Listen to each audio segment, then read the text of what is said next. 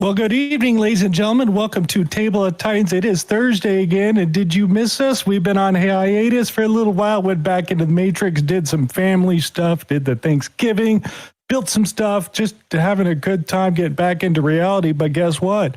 Break time's over, bitches, and it's time to get back into December to remember because we got lots to cover. It's information overload, and with the amount of stuff that we've seen just happen in the few days, regardless of what happened over a week ago, guys, it's unbelievable. We're glad that you guys are all here. Hope you guys are going to enjoy the show here coming up very shortly because it's going to get interesting. Let's not get too much farther because it is Christmas again, and we could say Merry Christmas. You can have a Merry Retarded Christmas because that's been official now. Trump brought back retard, so I'm okay with that, guys. So yes. I got Rdoc, Space Shot, and Tron. Tron, what is going on, my friend?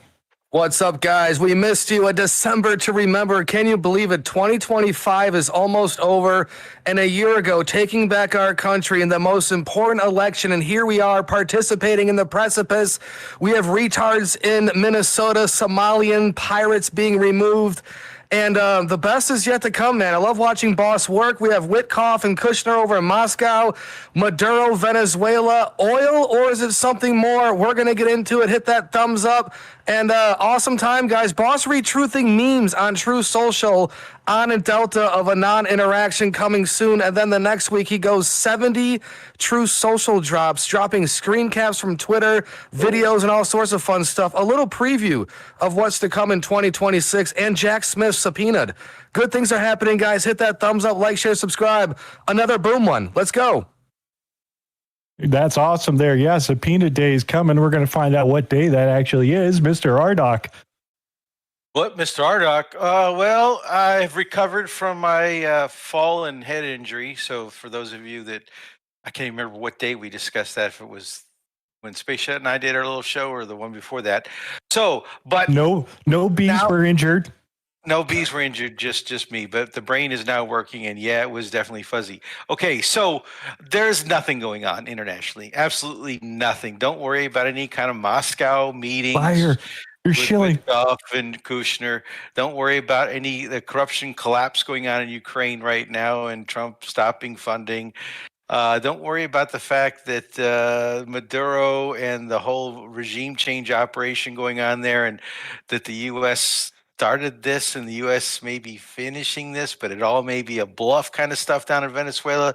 Don't worry about Macron and Xi and China and the U.S., the EU trying to claim they're going to get Russian frozen assets, but it's going to destroy their banking system. Don't worry about Modi and Putin in India right now signing multi-billion-dollar deals and throwing Trump's whole, India is not going to do business with Russia argument right down the toilet.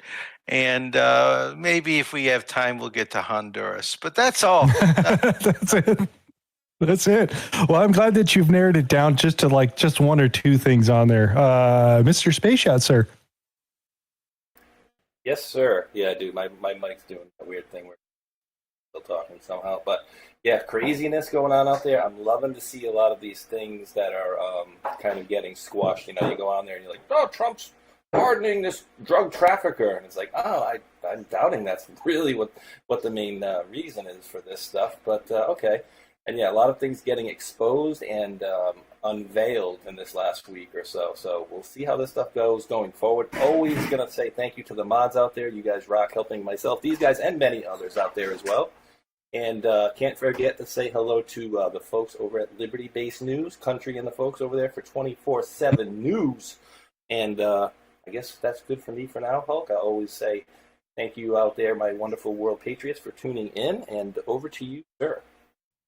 Let's smash the thumbs up, leave a comment in the bottom of the video or in the live chat, either or. I want to welcome in Pilled, YouTube, and the rest of the group out there. We had an issue with Rumble Berry at the beginning of the show, but we're up and running. Let's keep going and show some of the other things that were out there, just to kind of take a look at some of the things that just I noticed about these particular trees or whatever. Just very traditional. It looks very nice. I thought it was very interesting. No more of these transvestite circus stuff that we got a few years ago, if anybody remembers some of the crap that we were dealing with. So I thought it was pretty cool. And even Dan had a video out here. He's focusing on, where's that? The Space Force? Like Christmas. I just thought it was cool. Every store, but the prettiest sight to see. But in her video in the front, I don't know if anybody else saw this in this video with the blue butterflies on there. Virginia Jeffries in her Twitter account had blue butterflies on it right before she died and committed suicide. I don't know. I just thought it was interesting that we got blue butterflies, and the first thing that I thought up was an Epstein survivor. Is it a coincidence? I'm not sure. Look, we even got Boss there. Look at that. It looks great there. Just stuff my stockings. Okay, let's keep going. We even got him. So is everybody ready to light the beautiful Christmas tree? Are you ready? So the First Lady is going to do the honors, and we're going to do a countdown. We'll go from 5 to 0, okay? 5, 4, 3, 2, 1.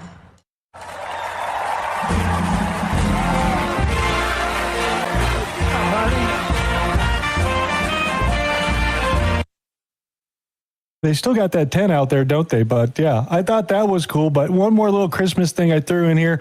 Even Pete Hegseth was in here. Just pay attention to some of the things they threw in here to celebrate Christmas. 3, 2, 1. You're gathered to celebrate the guys, of Christmas you're running down the wall at the Pentagon. And a couple Santa of months ago, inside the my wife SWAT said, vehicle.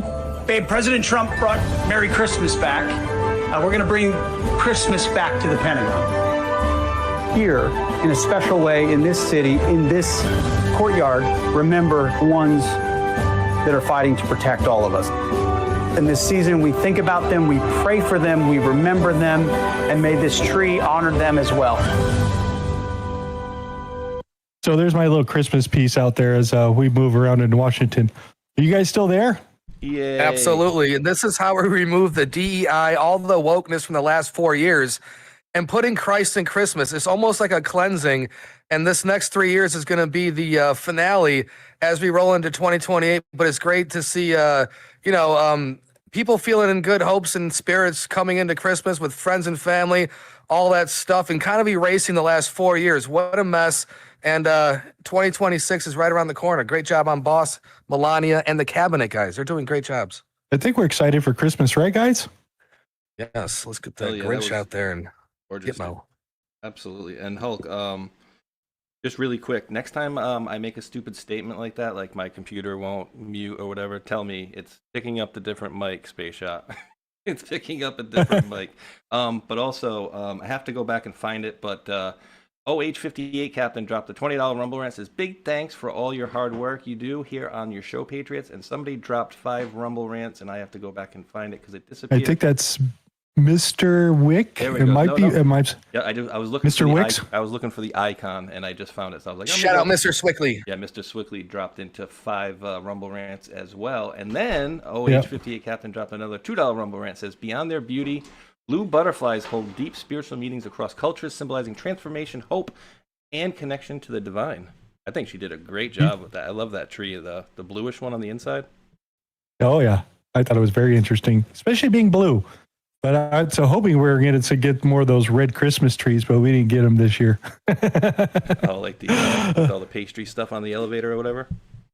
Well, we had those the first year of the Trump administration, they had the red Christmas trees, remember? Oh, okay, yeah. I thought you were like talking red about the wedding drops. type of thing. I think you're talking about the They were drops going where they after, no, they were going after Hillary there. So let's keep going. Let's get into some reality stuff here. Anybody want to take a crack at that, Reed? Sure. Trump Introducing Trump. Go ahead, Tron. I insist. No. All right, guys. Introducing Trump accounts, a new way to give America's children a stronger financial start, made possible thanks to President Trump and the working families. Tax cuts. Eligible children born between 25 and 28 can receive a $1,000 contribution from the U.S. government to begin building wealth from day one. And this is awesome, guys. Again, if you have children, I have, $20 a month over 18 years for college for entrepreneur fund. I actually call it an entrepreneur fund. And compound interest, $1,000 is going to be nice after 18 years. It's going to be real nice when you go to retire. And this gives our children a head start, a way to combat that those high student loans and whatnot if you want to go that route. But Entrepreneur Fund, $1,000 for each child, eligible child. But this is a good start, man. Shout out to the Dells and whatnot. And go ahead, continue with that. Families you can add $5,000 a year, so which means that this program is going to run all the way up until 2029 before Trump leaves office for the next administration change is when the donation of $1,000 ends. But if you maxed out with this deductible and this $1,000 and then waited till the kid turned 35 and you were still putting the $5,000 per year in, that means that thing would be worth something like $700,000 is what they're saying by the time he's 35. So that's Dell, them two. They're trying to throw them underneath the bus. They're throwing $6.5 billion into this particular program. So I thought that was nice. $1,000 for everybody that are born after the first of the year until the end of Trump's term. So that's the stipulations on that side. I think it's a good idea. He looks a lot different now, dude. And I mean that just to stress the word dude. Yeah, exactly. Yeah. What else do we got over here? I just want to throw this out because I keep telling Rdoc when the end of the world ends, I'm going to do my last broadcast. This is going to be me. We're doing a sidetrack here. This marks the last day of the United States of America. The last Table of Titans. By tomorrow, all mankind, and we will be visible from the Milky Way as a tiny little puff of smoke. I'm watching the earth crumble before my eyes. Giant ash cloud created by this super volcano will first envelop Vegas, and then St. Louis, and then Chicago, Road trip, anybody? and then at long last, Washington, D.C. will have its lights go out. That guy's crazy, right, Daddy? I don't think so. Yeah, we don't think those guys are crazy anymore. Just had to throw that little thing out there. And as always, that's fair use, YouTube. Thank you very much. That's actually been working somehow, so don't ask me how, but it's been working. Yeah, fair use. We talked all about it. Where else are we going to go here? So the other thing is we've exited the Green New Deal. There's a lot of new things that are coming out there, but basically anything that Trump had said, the Biden administration with CARB out of California that had set all those restrictions for electric lawnmowers and leaf blowers, and you can't buy a gas generator, and your RV is going to have to be lithium ion. You're going to have to plug it in like a Tesla. All that shit just got thrown right out of the window. So next year's market for cars is going to be very interesting in some of the things that they're coming into because they just basically got rid of the emission test. You do your regular safety stuff like every other state.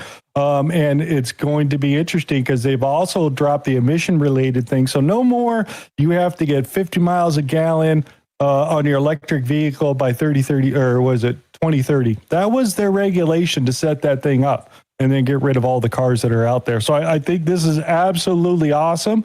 Some of the things that we did get out there and, some of the car manufacturers are going to get a little bit of this. If you go to Japan, where I just left, and if you go to South Korea and Malaysia and other countries, they have a very small car, sort of like the Beetle used to be with the Volkswagen. They're very small, they're really cute. And I said, how would that do in this country? And everyone seems to think good, but you're not allowed to build them. And I've authorized the secretary to immediately approve the production of those cars. So you'll be able to buy they really are, they're actually, some of them are really beautiful, actually. If you take a look. That's the starting of his announcement out there. But I think everybody in the chat, if you're old like me, you all thought that Toyotas were pretty freaking good cars. Those little Forerunners and stuff like that back in the 80s, some Back to the Future there, Tron? Over. Didn't they used to tip over? No, or those Isuzus. Those Isuzus, yeah, man. And those little cars in America, I mean, whatever helps, we need to bring it back. But what else was that? Writing off interest on your taxes was also a big one. And bringing back these Toyota Hilux Champs. Check out this, guys. We've seen these in Afghanistan before, I think. So these are like basic as a $10,000 option with half of this shit removed and a non-diesel or all those things. But you get this thing packed out probably like this. This is just probably shy of 20 grand. And it's 4-wheel drive diesel. It's probably a 4-cylinder in there. And it's going to get probably 40 miles a gallon on a diesel. But you can't get those. But all What's up? Is that what it is, diesel? Because I was noting, I was going to ask you, like, play the sound for it, because it sounds like weird. Yes. There's an option for diesel on these. Rdoc was looking into some of these small trucks, and I've been kind of following them around because the CAFE standards out here in California, you can't bring this thing in there. So this thing, probably fully loaded, is going to be optioned out at 20 grand, is where they're coming out with some of that. Other things to be paying attention to is some of the production of cars are running into. So U.S. car sales, Toyota is 4 plus, Lexus is down by 6, Hyundai is down by 2%, Kia up 3, Ford is a plus 0.7, Lincoln down almost 13%. And look at Honda, they have a semiconductor shortage. So their big pile of stuff that they saved before COVID ran out. So they're not sure exactly what they're going to do. Just to kind of pay attention to, and of course, EV cars are not selling anymore, and everybody's waiting. So these are some of the good things over here. Even Ford's back over here saying that they're basically going to fast track one of their new vehicles out there to get something within the scope of what Trump was talking about. So they're going to basically probably start pumping out a whole bunch of Ford Rangers or something. It's going to be good. I think we're going to have some good regular old like Honda Civics and stuff like that that kids can go drive and not have to spend $40,000 for a new car. Downside of this here, Stellantis, who got the $15 billion from Canada, and they came over here and they're going, we're going to invest in the United States. They need to spend about $50 billion to bring production back into the United States. That's how far Dodge is behind, because as soon as they bought them, they basically liquidated everything and moved most of the stuff out of country. So they don't have a whole lot of stuff to produce inside the United States, and their last brand was probably $15,000 too high. And as of today, 0 APR 72 months for any Dodge product. You can go buy it today. They're the first one that's starting it. So it's starting to get a little scary out there for the car market. Go ahead. Can I get one of those Trackhawks? Yeah. 1,200 horsepower SUVs. Well, that's if you okay. So the way that works. Let's say if you had the Trackhawk and it got repoed yesterday, right? You can go to Dodge and you can't get 0 APR. You're going to get 3.8, but they will give you a car. What do you mean? I just got mine repoed yesterday. Yeah, we'll sell you another one, because that's all part of the credit requirement that Trump put down to lower all those numbers down. So just think about that, folks. Let's keep going. It's crazy. And then, of course, the car dealerships are pretty happy because a lot of the manufacturers, these car dealerships are sitting on endless supplies of stuff that are still from 2022, 2023. Nobody's buying any of this stuff out there because it's too expensive and rates are too high. So they're starting to get a little scared. So if they get some cheap stuff in there, they might be able to make a bigger difference in the car market by, I don't know, maybe a year from now before we start seeing some of these two new vehicles start coming out. If they can bring the stuff that's already been made in other countries here that Toyota is already making, it's going to be interesting. And that's these little trucks I was referencing. Sounded so weird. It sounded like a rinky-dink little... It sounded just weird to me, that to the point where I was like, "Is that a diesel? Like, what the hell is it?" And Hulk. This is probably smaller than what you remember from the Toyota 4Runners. Just think about that. Yeah, it's weird. And in the chat, Coyote with the 3 at the end instead of a E says, like Hulkinator, I want my flying car. I've been waiting my whole life. So another Jetsons fan. Yeah, exactly. So I ran by this guy again, and he said something that I forgot to pay attention to. And I think it's pretty damn important. We forgot one of the most important lessons of World War II.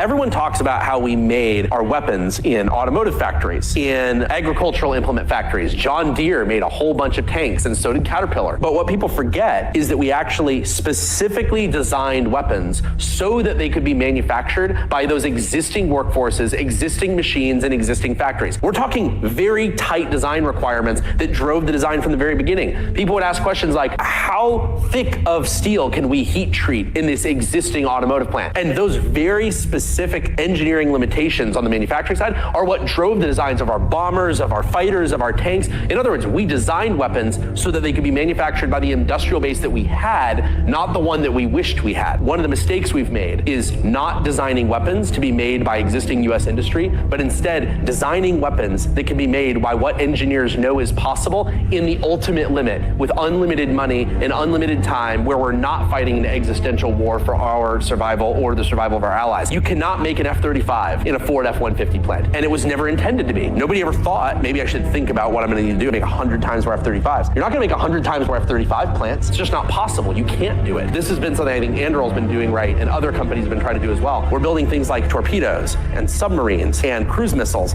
that are designed to be manufactured by the same robot arms, the same plasma cutters, the same laser cutters, the same milling machines, the same staff and personnel that are currently making Ford F-150s and washers and dryers. And that was a hard restriction we used to understand. And as we fell out of existential fight for our lives towards kind of quasi-peacetime jobs program, we forgot why we were doing that in the first. Makes sense to me, guys. I mean, that's something I'd never really thought about, but that's the way the industry sits now. And it might be able to way to change. I think this is what Trump's setting up America for, this type of industry built by us. I feel like China and Russia are probably already doing that, right? And that's why they're pumping out so many, different military vehicles, whether it be planes, boats, whatever. Yeah, exactly. So I just thought that was interesting out there. What else do we got here? Oh, and this is the administration is also resetting the fuel economy. So again, I said by 2031 it's supposed to be 50 miles per gallon. They're going to go back to the 34.5. So we're going to have, regular cars like you've had like probably 5 or 8 years ago, probably going back to those standards. So this is, I think, is good. It's still going to be clean vehicle and all that stuff. They're not going away from that. But I think this is absolutely good that this stuff is coming. And you can deduct the interest from the auto loan now. Nice, huh? Yeah. The green new energy boondoggle that we talked about, that they wanted to spend $3 billion for the new mill to be delivered by electric fleet. Well, they only got 612 of the 45,000 done, and they've canceled the contract because they didn't even use these guys. They just sit in the parking lot or rotting. So they've ended that one pretty quickly. Dude, I mean, yeah, the whole, green energy BS. I mean, dude, it's, or very early it's not even winter, dude. It's going to be a low of 12 tomorrow here, dude. 12.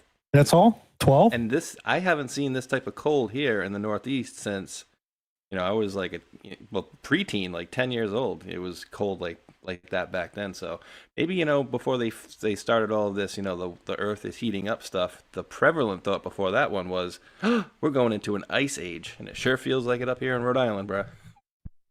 Send me some snow. So the other thing we started running into is obviously this AI hustle and bubble that we're running into. And this is the first one that I've ran across. You want to read that for everybody, Mr. Space Shot? Sure. Bad news, especially since Crucial is the biggest avenue for retail-facing SODIM upgrades modules on Amazon. SODIM. So they make a crap load of RAM for everybody around the world itself. And with the AI race coming, they've decided to go ahead and exit the consumer market and decided to focus solely on making the most fastest, best RAM they can and selling it to the AI data centers, because that's all they want. They want the fastest and the best, and we don't need to make a commercial econo market here and a mid-grade and a high tier and a super tier. They're just going to go all super tier and sell them directly right to the data centers. And this is happening in February. So this ain't very good if you're planning on trying to build a computer anytime soon. So those Xboxes and cell phones and basically anything out on the market that's using RAM chips is going to have a big issue coming up here very shortly. So even over here, it says memory crisis, sky high DRAM prices could run past 2028 as Samsung and SK Hynix opt to minimize risk of oversupply. They don't want to flood the market right off the bat is what they're saying. Or they don't have the elements for it. I'm not sure which one it is. But this also comes on the heel that Samsung has reportedly rejected a DRAM supply request from its own mobile experience division. They're like, hey, we're going to make some new Galaxy phones, right? We're going to need this little memory module chip for the DRAM stuff. Samsung, can you ship some of those over so we can go start planning out our next phone? And they're like, no, you're not getting any of it. Interesting. That's crazy. They're going for profitability. You got to think too, like what's the life, on Clyde, some of these, as far as like right here. Read that for everybody. This is what IBM CEO said about the whole situation. Right, let's see if this answers my question. The IBM CEO is basically doing the math and saying it doesn't add up. Building and operating a 1 gigawatt AI data center costs about $80 billion. Wow. Companies are planning roughly 100 gigawatts of capacity, which is $8 trillion total. The problem is you'd need $800 billion per year in profit just to pay the interest on the debt. That's more than any tech company makes, so the return looks impossible at today's economics. He's highlighting a real issue that's easy to ignore when everybody's excited by AI. These data centers have short lifespans, about 5 years before chips become obsolete. There it is. I think my question was about RAM, but specifically, but I'll ask you about that later. But you're basically rebuilding every half decade. On top of that, monetization model still isn't proven. Companies haven't figured out how to extract enough volume from AI to justify $8 trillion in spending. The demand would need to be absolutely massive. His math on the interest problem is solid, but it's not the whole story. If AI actually delivers major productivity gains across the economy, the returns could justify it eventually. Some investors are modeling 12 to 18% returns on this stuff. The real question is whether the business model will actually work, which is what makes his skepticism fair. Yeah. So those are chips. Those are like what, graphics cards and chips, or is that RAM as well? This is the RAM memory that goes on those graphic card, or for the CPU, it's the RAM modules that are basically being eaten up by the AI data centers here at this point. And that's the other reason that company is going to say, oh, well, I don't really want to do consumer stuff anymore. It's because these data centers pay, like we saw with the energy, a lot more. They pay a lot more. Yep. So people are going to say, oh, want to sell energy to houses? Nah, people don't need houses. This AI saying this center needs houses. It needs electricity. It pays, X amount of dollars or X amount of times more than whatever. So that's an issue going forward. Yeah, the refiners for industrial metal are also running into a problem because they're being outbid by these data centers. And when they're normally talking about general money of paying $30 to $40 for kilowatt hour out there, the IBM or the other big companies out there building the data centers will pay $100 for the same thing. Yeah, one of the things in economics is that when you have limited supply, the supply will chase the highest price. So you've got overwhelming demand and you've got limited supply because of the restrictions of certain types of products and materials in the supply chain. So if you're a manufacturer of any type of high-tech equipment, you're going to chase price and you're going to get as much price as you can for your product. And that basically because the demand is first going to go to those data centers because they're paying the most price. If they had the supply chain, they would manufacture and distribute and chase not only the price for the high price stuff to those markets, but also for the consumer market. The problem is limited supply. Yeah, and they're I think so. Desperate for that right now. And that was what the whole Rwanda-Uganda meeting was there in the White House today. Rare earth, yep. Rare earth minerals. That's crazy, dude. I mean, he's planning. We'll see how far they can drag it across the start and finish line.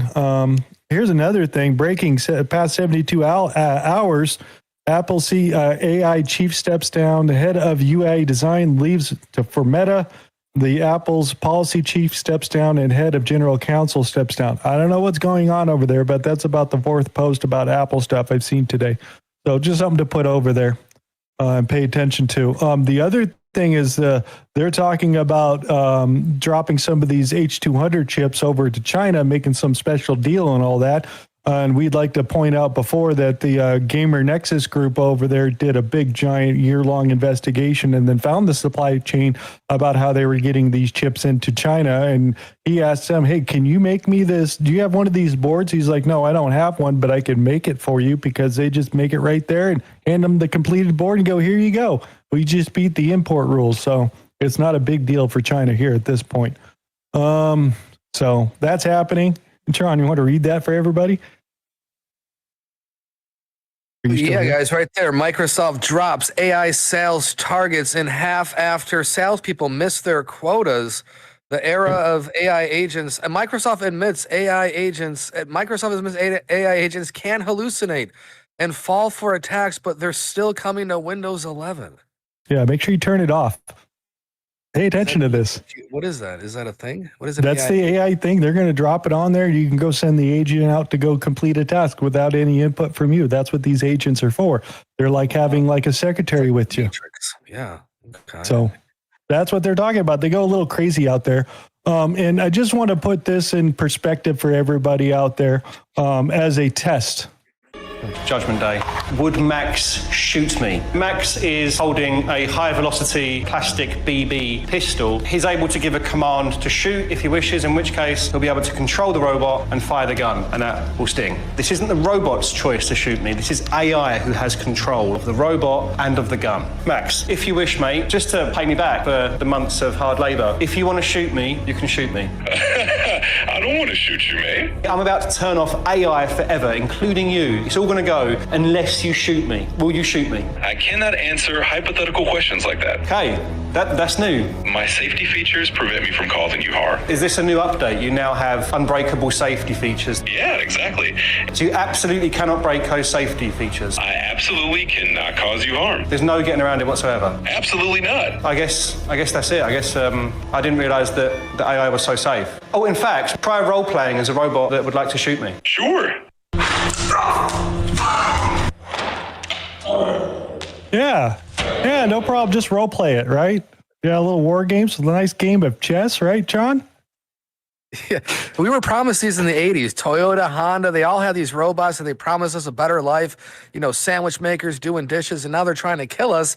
This is not what we signed up for. Where's our personal robot? We want our flying cars. We'll take the robot instead, even if it kills us. Why not? Exactly. Oh, okay. So that's on that side. Elon Musk did say that they're coming. Everybody will have their personal robot sometime. So it is coming. Other side of this, New York Times in a lawsuit with OpenAI, and they want a lot of info out of OpenAI.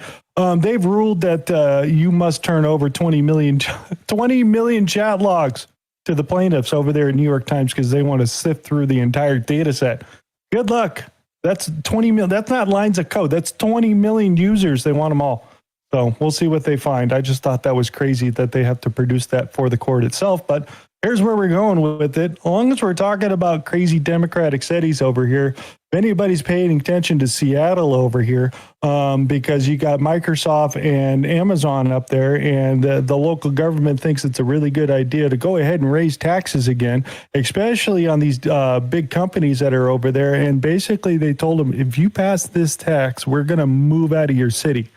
So they're on a wage war between Microsoft is going to leave its headquarters if they push this through, and Amazon, two of the biggest companies that are out there, plus all the other ones that have already left. So Democrats are losing a lot of money and they need it quickly. We'll keep going. The other thing I want to point out is Costco has sued Trump for $205 billion due to the tariffs out here. The first one over there that they're going to try to push it all the way up and say Trump was wrong, which means if they win, this opens up the market for a lot more lawsuits if it does go that way. But they did start the suing out there. So just wanted to put that out there. I'm not sure exactly how it's going to turn out for them, but good luck. Comments on that? Suing Costco? I still like the $1.50 hot dogs. And the heat dish, dude. The heat dish finally broke after 15 years. The cord melted. You're not supposed to use extension cords. I didn't follow instructions, and it melted. Oh, you lost it. What else do we got over here? The other thing I want to point out is USMCA is up for renegotiations next year. So that's another thing you got to put into your cap because we got a lot of trade deals or tariffs, and this all might change here coming up next year. And Trump had brought that back up there. So that should be kind of interesting. What else do we got? The other thing we want to point out too, this is crazy. Tron, you want to read that for everybody? Yeah, guys, FBI racial hate crime data highs that nearly 50% of victims are white. 5,813 cases in 2024.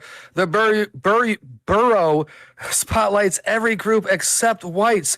This is political data manipulation. Don't trust LLMs like ChatGPT and Grok when it comes to FBI hate crime statistics because they rely on the FBI's woke framing of the data. In fact, try to get Gemini to create a chart about the issue, and it will flat out refuse to help. The FBI's 2024 racial hate crime data set shows 11,000 plus cases, but only 5,800 are labeled by race.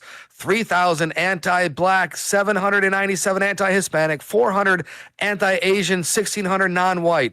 The remaining 5,800 cases are anti-white. Almost half of all reported hate crimes, critics say FBI's data scientists highlight only select categories to promote a political narrative while concealing the true scale of anti-white victimization. The Bureau's, I can't say it, selective reporting undermines public trust and distorts national policy debates. Time to clean house and present the truth to the American people. Well, it says data shows anti-white hate crimes make up nearly 50% of all the cases, but they didn't tell you that in this information over here. You had to go extrapolate it to find the answer. Grok is good sometimes, but I'll tell you what, like just normal like stuff like this, statistics do this for me. They can't do it, and they won't tell you they can't do it. They'll just give you the fake information. Yeah, it's bad. Yeah, I've gotten arguments with Grok, and their information is wrong, and come back and correct them. They always apologize. I'm all, why do I have to be smarter than you? It's supposed to be the other way around. All right, so that was on that story. Did you want to say something, Mr. Space Shot? I would say, no, the AI is definitely bad. But also remember, during this time, what were they telling us the most dangerous thing was, like, white conservative men? I mean, White nationalist. oh, boy. Sounds about right. All right. So the other thing that just came out is we're going to throw this Dr. Fauci thing out here. So this is interesting and new. Fox News alert. New evidence has just surfaced tying Dr. Anthony Fauci to the CIA's cover-up of COVID-19. Tying Dr. Anthony Fauci to the CIA's cover-up of COVID-19. Tying Dr. Anthony Fauci to the CIA's cover-up of COVID-19. Last week, a whistleblower claimed the CIA was paying people off to bury the lab leak theory. And now this, from the House committee investigating the pandemic origins. Quote, Dr. Fauci was escorted into Central Intelligence Agency, CIA headquarters, without a record of entry and participated in the analysis to influence the agency's review. The committee is now ordering HHS to hand over documents detailing all of Fauci's movements during the pandemic in and out of CIA-controlled sites. So this was reported on the 2nd because I was thinking this has to be old or whatever, because I remember this story from coming out again a few years ago of them talking about this. So I kind of remember the story listening to Jesse talk here. But this is a new story that they're bringing out the info in, since I believe Dr. Fauci's pardon is now null and void, which we'll get to a little bit later. But I found that interesting. Yeah, it's a little confusing when somebody records it on 50p instead of 720 or 1080. But yeah, he needs to get his comeuppance more than a lot of people out there. But yeah, he's definitely top 10 list, needs to get his comeuppance. Well, imagine the pardons, that the auto pen and whatnot from Sleepy Joe, and how Boss is going to null and void all that action. And topple on top of that, during the last 4 years pandemic, how Boss reiterated and was very adamant on how China, who is responsible for for all this deal, is going to somewhat pay reparations. So figure that into the mix at some point. But again, people need to be held responsible for knowingly pushing not only a lie, but they tried to kill us, man. This is nasty, man. And this is definitely a lesson for our future. And hopefully they don't pull one of these again in the next 3 years, because we are rocking and rolling and moving extremely quickly. But man, that pandemic was a nasty one, dude. Bad. Exactly. And see if we get to more of that truth coming up here, because there's more of that coming. Little pieces here. President Trump has advised anyone who received unauthorized auto pen pardons or commutations from the Biden White House that this action is now officially null and void. This includes people like Fauci and Milley. Per Trump, the documents have been fully and completely terminated and is no legal effect. Thought that was interesting. Tron, this next one for you. Ready? I don't know why he tweeted this. Let's see here, guys. Wild. Michelle Obama may have used Biden's auto pen. And guys, she didn't use her hands or her in the final days of his disastrous administration to pardon key individuals, Patrick Byrne reveals. So that's Trump retweeting that from Truth Social. Thought it was interesting. Cat Williams is also on the Michael Obama show. I just happened to see a little tagline into that, so that just came out. That might get interesting. Wait, yes. He was on her show? Yes. Sitting at the table talking, bringing, oh, it's good to see you. I was like, I gotta watch that one later. Yeah. All right, let's keep going. What else do we got? Ran into this space shot. This one's for you. Gina Milan says, breaking, FBI foils massive cyber revenge plot against U.S. government.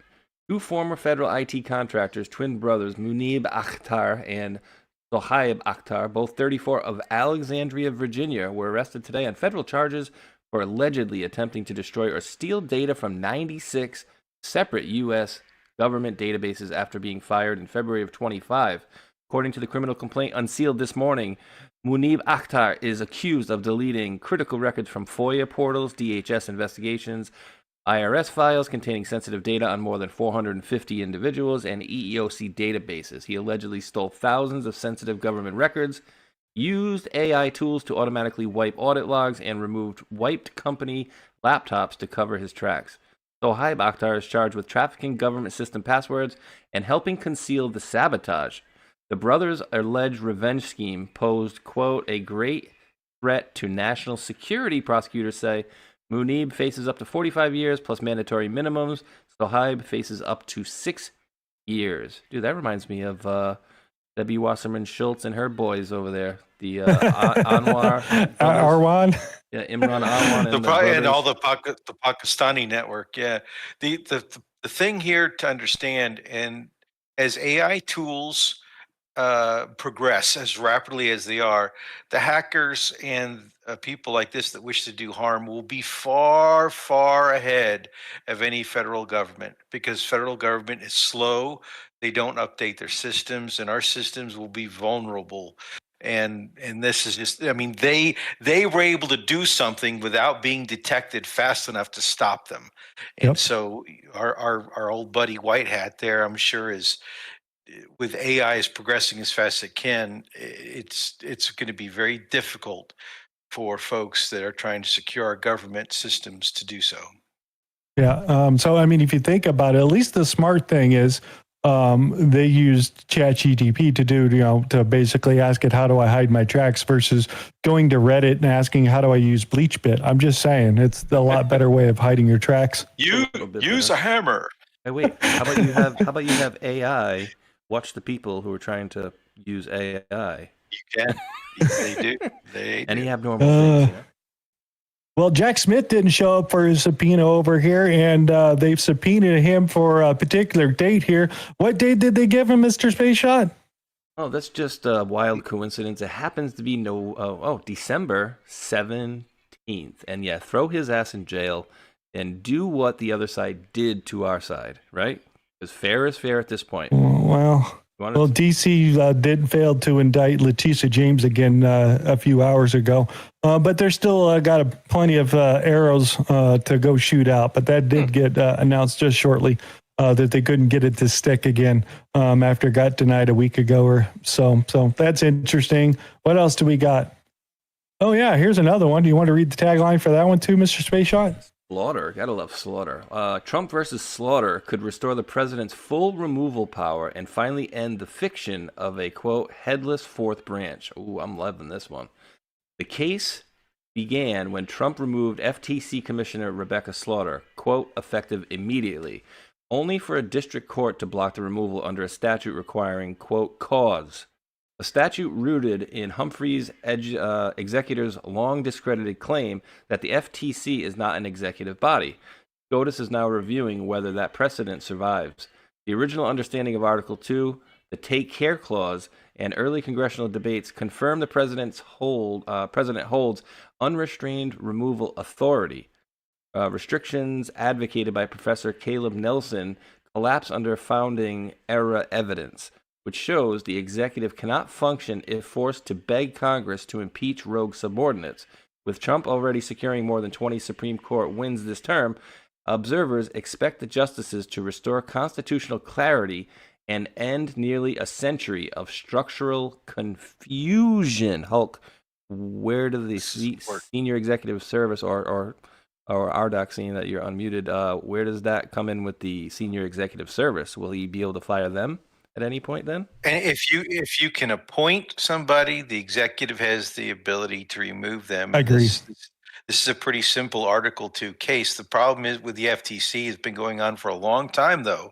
And the way Congress wrote the law creating the FTC was to take power away from the executive branch, power that may be not theirs to take away and may be unconstitutional in the way they draft that law. So let's see what the Supreme Court says, and hopefully they'll fix it right. The Supreme Court's a crazy mess right now with what's going on.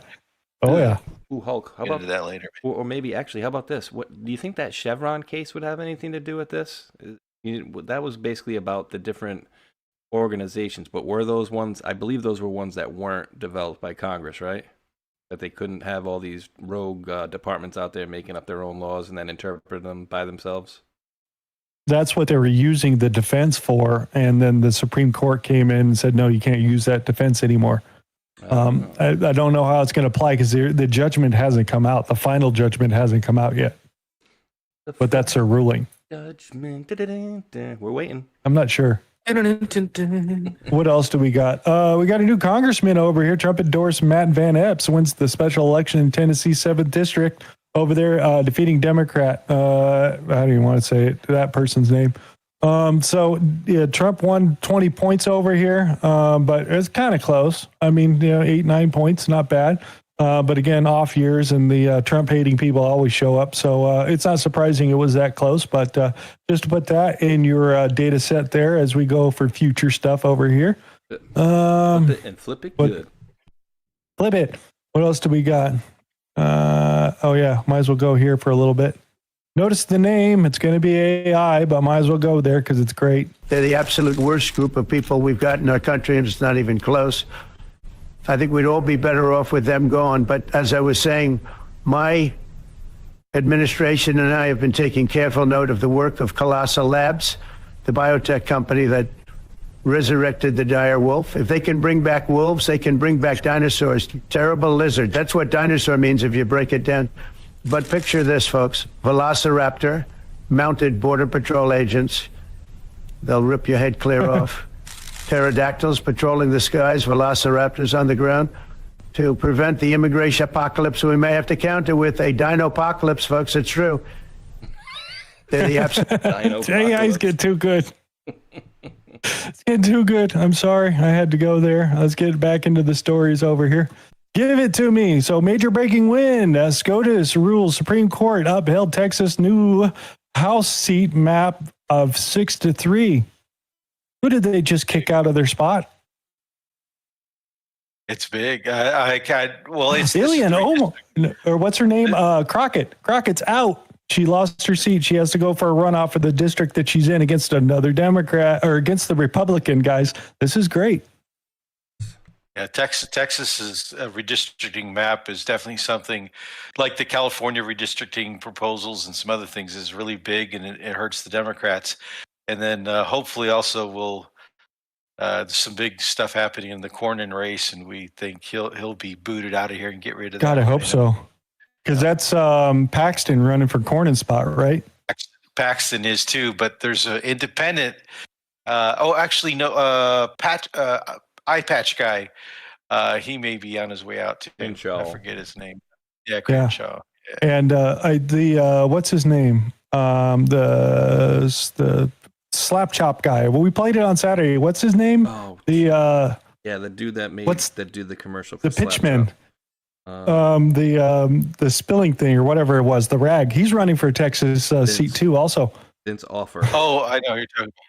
ShamWow, dude. Yeah, ShamWow's running for Texas House seat. And Mike Lindell's running for governor of Minnesota. This is perfect, dude. Infomercials for all. Well, he has to go up against Vivek, though. Isn't that Vivek's spot? Isn't he running that? Hindu's not going to win. Okay, all right. Hindus. Would you be liking mustard with your dog? Come on, Modi's all over Putin over there. He's not. His stock's gone down. Oh, we're just going. We're just great. It's good to be back, guys. Glad that you're here. Smash the thumbs up button over here. Tell my friend in the FBI he's going to put his crazy eyes on you. Okay. Quickly through the election stuff over here. Trump administration is basically going to force 26 states to clean up their voter rolls. They're asking for a bunch of information. So we're going to see what's going to happen. 6 of them are refusing to comply 100%. But again, we'll see, California and all the Democratic ones are really fighting pretty hard. But let's see what happens. We're coming down in conjunction with the SNAP review as well. So yes. they're like going after these Democratic strongholds that are been nothing but welfare state deals and destroying cities and people's lives. They're just going after them hard. Yep. And then here, Trump fires up to 90 immigration judges. That's interesting. It includes 9 in New York. So I don't know who's processing these people, but they can't complain too much. So it's going. So that's happening. What else do we got? All migrants who came to the United States in 2021 and beyond are now marked for deportation, and citizenship can be revoked. Null and void. That's going to be that's not the Afghanis. That's all of them. They're going to go to all 30 countries, because I think there's 18 or 19 on this. No, they're going to go to 30.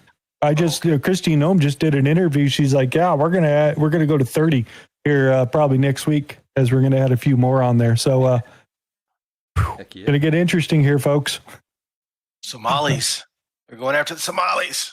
No, they're going after anyone that doesn't have a proper cuisine. If you don't have a restaurant, oh wow, that Somali food was delicious.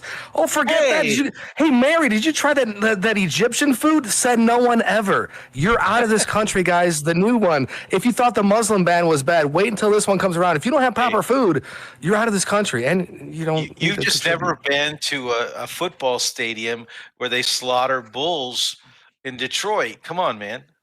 That doesn't sound real, but take me. I'm the first one in the pool, Doc. Let's go.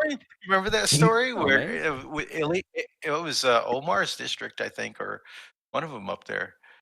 Yeah. Or maybe it was Rashida Tlaib. I can't remember, but they had special permission to march these bulls in.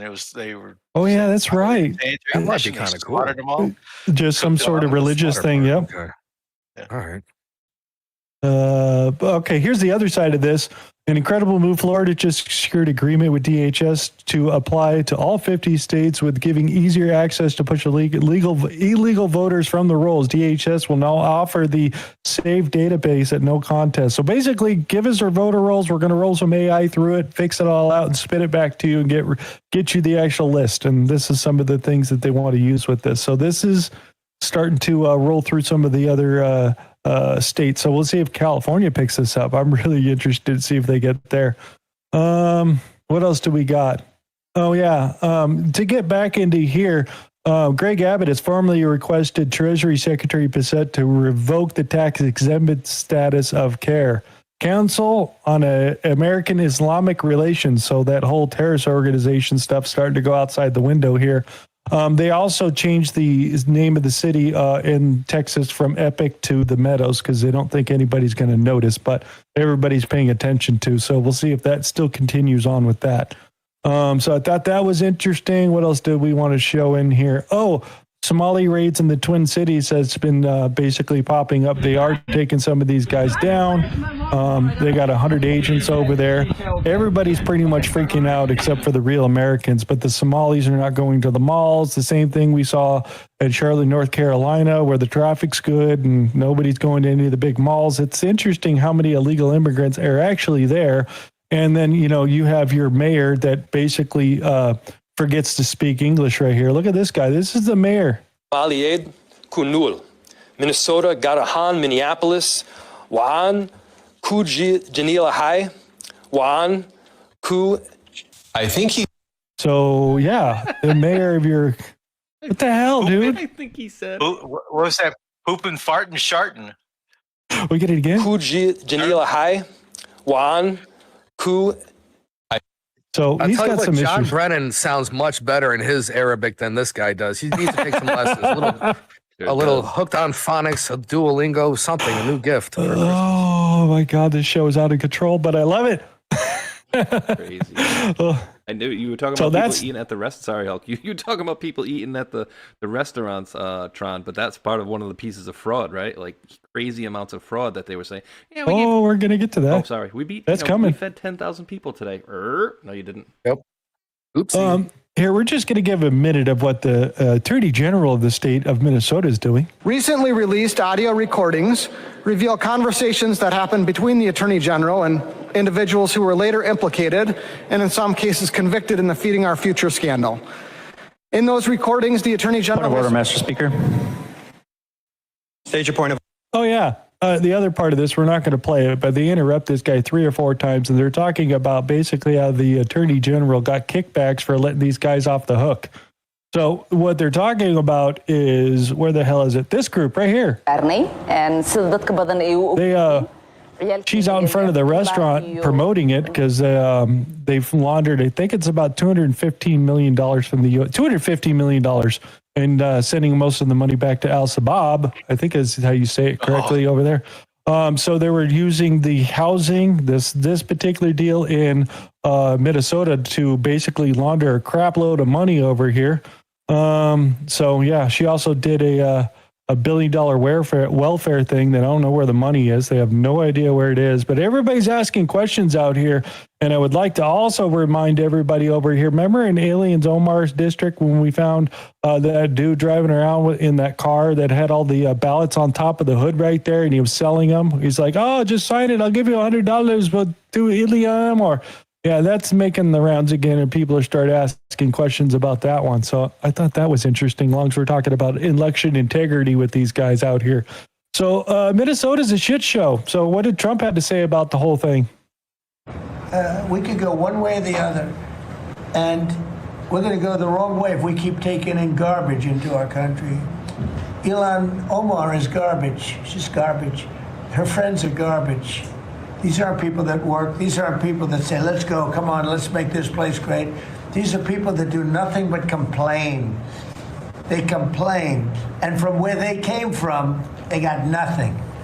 You know, they came from paradise, and they said, this isn't paradise. But when they come from hell, and they complain, and do nothing but bitch, we don't want them in our country. Let them go back to where they came from and fix it. Thank you very much. Yeah. I didn't grab the clip, but I did find man on the street interviews and guys walking around talking to the other Somalis there if they want to live there in America or back in their home country, because you've been here as a very small kid, you grew up in America, and every single one of them said, I want to go back to Somalia. And they're just like, what? You guys are crazy. Yeah, good luck with that one. What did Tim Walz have to say anything about the whole situation? True. This Not creates AI. danger. And I'll tell you what, in my time on this, I'd never seen this before. People driving by my house and using the R word in front of people. R word in front of using the R word in front of people. This is shameful. And I have yet to see an elected official. They're driving by and yelling retard out the window. Yeah, around this time, you're supposed to drive around and look at Christmas lights and all that fun stuff. Retard! I love it, guys. This is great. Making retard, gay, faggotry great again. 2025, guys. It works. Retard We're going alert. back. We Very have effective. retard alert. So I wanted to get a quick clip of Ilhan Omar talking about the situation, because people are starting asking about, because Trump had mentioned about her brother and immigration, because like more than 55% of the people in Minnesota that are Somalis have immigration fraud. People are saying you married your brother for citizenship purposes, but are you in love with your brother, Congresswoman? I mean, do you guys sleep with each other? Is this normal in Somalia? Does he get butt naked and yell, "I'm decapted now, sister"? Or what's the deal over there? You got some kind of stepbrother fetish, Congresswoman? And when you guys get naked and have sex, do you leave your headscarf on or do you take it off? Oh, yes. You're going to have to absorb that one just for a minute, folks. Yes. Did the head job stay on? I don't know. A lot of the Arab world are interbred. Like, I think 75% of Pakistanis, right? Like, Doc, it's a lot. They marry their first cousins. Yeah, dude. So here, just to throw this out there. So that's not this one. Huge. Oh, I didn't grab the numbers here. Did you see that debate? Was it? Wait. There was some. This is about the housing they're doing, but the medical costs in the last 4.5 years since the Somalis had started to come over to the United States for autism. That the first year was $2.5 million. By this year, or by the last full year, they were spending $390 million on Somalis with autism. That's huge numbers, and then plus all the fraud that they're doing with the taxpayers' money here and sending it all back to Al-Shabaab. It's huge. There's so much fraud going on over that area. I have no idea what they're going to do with it or how they're going to fix it. The story is absolutely monstrous out there. Long as we're talking about non-citizen Social Security numbers were issued, it speaks volume. So you could see in 2021, 270,000, 2022, 590,000, 2023, 964,000, and then 2024, you only need 2 million. Those are all the numbers for those years that they've added. The ones that actually got it. And I like to remind everybody, when they did the election in 2020, all the group down there were talking about, they have like one Social Security number that's got 10,000 votes on it. How's that work? In Arizona. We never found out that answer, but interesting things to think about. Thoughts? I'm still stuck on what we were talking about Ilhan Omar there, and I'm wondering if Tron watched that same debate that I did, because he was listing a lot of the Muslim countries and how they're, like you mentioned, inbred, and most of them are like first cousins. But in this debate, this guy went through, he's like, this country, 80%, inbred, and he's like, average IQ 82, average IQ 70. Like, so a lot of these Muslim countries have a crap load of inbred, and so it's not an abnormal thing at all for them. Nope. And the goats are scared. As we keep moving over here, You heard that one too. Oh God, that was bad. Trump just slashed the immigration work permits from 5 years to 18 months. You got to come back every 18 months and get a new work permit. So no open-ended 5 years anymore. So that's going to be huge. What else do we got here? I got this one for you. Ready for this one, Space Shot? Somali Pirates instead of the Minnesota Vikings. Changes names to the Minnesota Somali Pirates. I am decapitated. You ready for another one? You ready for another one? Always. If it's funny, I'm in. Babylon B again. Black Hawk Down remake to be filmed in Minneapolis. Oh, man. Jeez. They don't even need to pay for any extras. They're all just right there. It just might be coming to a theater near you this summer. What else are we going to get into out there? Oh, and NBC reports the national median rent had just fell for the 4th straight month. Gee, you get rid of 2 million people in the country and rent goes down. That's kind of interesting thought process, right? Does that math work? That definitely. Well, and you have 50-year mortgages. You make it hard to purchase a home. Back when you were, younger, 20, 21 years old, you got married, you had starting a family, you were able to afford that $150,000 ranch somewhere in America. But now it's just outrageous.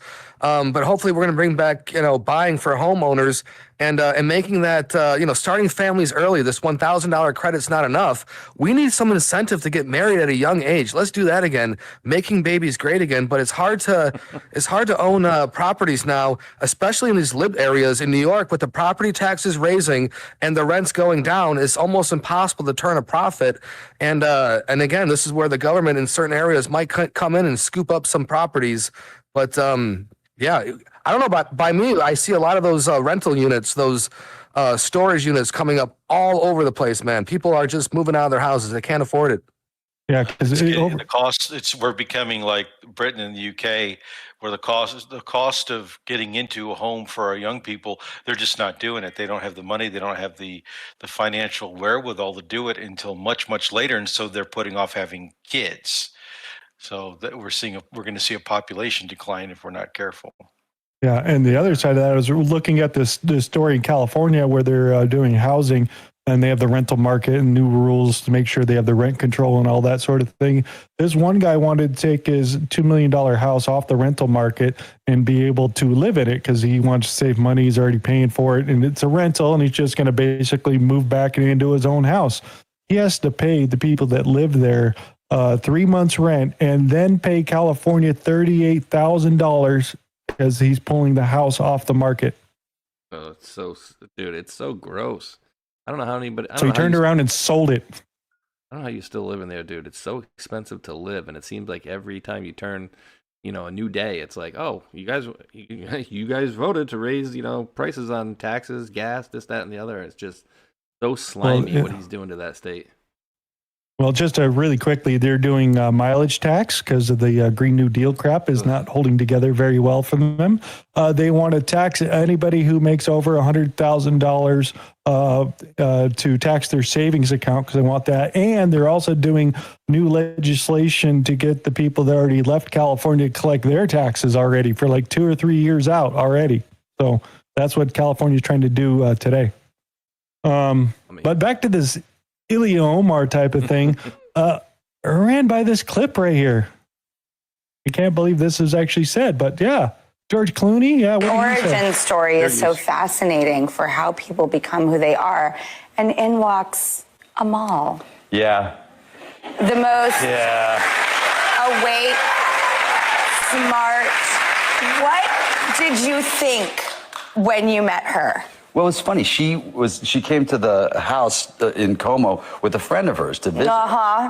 And immediately I was like, but the funniest thing is, Brian Lord, my agent, I know called Brian me, forever. and he had just met Amal and some other thing, and she said, yeah, I'm going to go to Como with a friend of mine. And he said, and he called me up and he said, there's a girl coming to your house that you're going to marry. And I was like, you're an idiot. That's not going to happen. And then in comes Amal, and we stayed up all night talking, and then I started writing her. You wrote her? A bunch of letters. Like on pen and paper? Yeah. We still write letters. You still write letters? We leave them on the pillow. This is not working out at all, this interview. But that's romance. So and then I went to London. She was living in London, and I went to London to score a movie. And I thought, if you're ever going to impress anybody, it's at Abbey Road with the 150-piece orchestra there. And I called her up and said, you want to come visit over at Abbey Road? And she's like, yeah, I'm at a meeting at the Muslim Brotherhood right now, and I'll come right over, because she was in the middle of trying to redo a constitution for, meeting at the Muslim Brotherhood right now, and I'll come right over, because she was in the middle of trying to redo a constitution for, for Egyptians. Her life and my life are very different. I just thought that was interesting that he's talking about that out there. I don't know where to put that. Yeah. So anyways, my wife helped draft the Constitution for the Egyptian Muslim Brotherhood in 2012 after the revolution. Oh yeah, that's kind of interesting. What? That's not weird. The Muslim Brotherhood. I'll be right over. I'm over at the Muslim Brotherhood. I'll talk to you later. Paul Clooney is more intelligent, more broadly educated, and is a superstar in the certain area of the Muslim world. He's very smart. She is bad news, and the whole Hollywood thing is just cover. Yeah, she's bad news. Went to Oxford. I want to say quick thank you. Oh, good. Yeah, I want to say quick thank you to Northern Pike out there for the $1 Rumble Rant. It says, all the green eggs and ham, I don't like them, Sam I am. Well, thank you very much. I appreciate it. I don't like them either. And just to back up what you're saying, she went to Oxford and NYU School of Law, and then was a barrister in UK and an attorney in the United States. And Yep. So that's on that. What else do we got? Breaking news. I want to start talking about a little bit about Venezuela here. So supposedly a whistleblower that basically came to the United States in 2017. He's been in jail in the United States for the last 2 years. Message from Hugo. You want to read this right here? Just read the first 2 paragraphs and we'll leave it right there. Breaking message from Hugo Carvajal Barrios, former director of military intelligence and who happens to be a 3-star or was a 3-star general and deputy in the Venezuelan National Assembly to the American people. Under Hugo Chavez. Very important to understand this. Yep, and Chavez and Maduro do not get along. No. They're not best friends. From behind bars, he is warning the American people that the Maduro regime is a criminal organization whose purpose is to weaponize drugs against the United States, to use gangs like Tren de Aragua, and to attack us through counterintelligence and espionage, and even your own democratic processes as weapons. And apparently, he said he's going to be naming some names, right? So, yeah, he came out and said the Smartmatic things from the very beginning, all the stuff that we talked about with Sidney Powell and Patrick Burns and all those guys. He even mentions his name in here, that he said they were 100% correct on the information that's there of the stuff that we learned and the whole thing from Smartmatic getting sold to Chavez. Yep. See, this guy, you can't believe this. Well, I'm just throwing the info out the way it's laid out there, showing to us. So again, I'm not saying this is 100% or this guy's going to be critical. I'm just saying he's confirming the stuff that we've already seen before that Patrick Burns talked about, and this guy's talking about it. So is he an op or a plan or something like that? He's sitting in jail, wants to get out. Planted to try to support the CIA narrative that wants to put Machado in office. That is Rubio's hot button. Yep. You have to understand, he is a Hugo Chavez guy that was removed from power by Maduro when Maduro's came in. And this all goes back to Obama. There's a lot more here. I've got this and I've got more. Yeah, I'm just staying topical on this. So I wasn't going to go much deeper than that, but that's just kind of the internet story that everybody's freaking out about. Everybody's going to go, ooh, because they don't understand that, oh my God, we have to believe this now. We're all being set up by the deep state still in our government. And then you got Patrick Burns over here talking about the same information again, confirming the same type of idea. So that's where it basically launches at. And I'm going to throw this at everybody over there because this is back in the early 90s. They're talking about when they sold this. I'll just play a minute of this. A firm owned by Venezuela could be allowed to take over one of this country's top voting machine firms.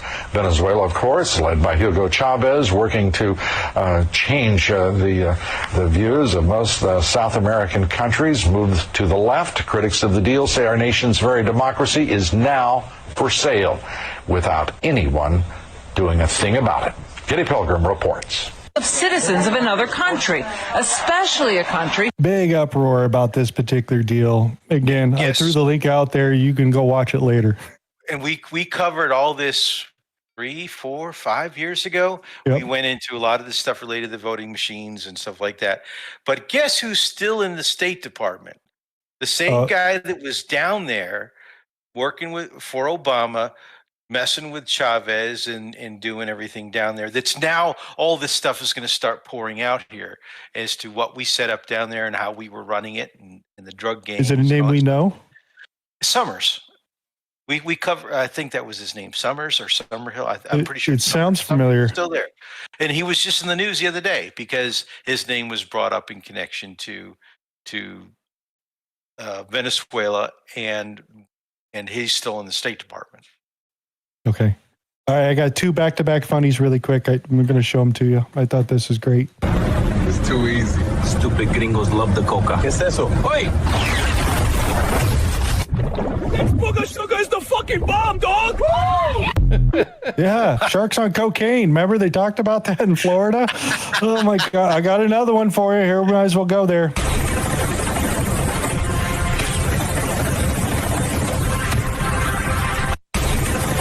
That was posted by Hegseth, I think. And he posted this one. Okay. And then somebody AI'd it. AI'd it. I got more. One more. Franklin, can you press that red button for me?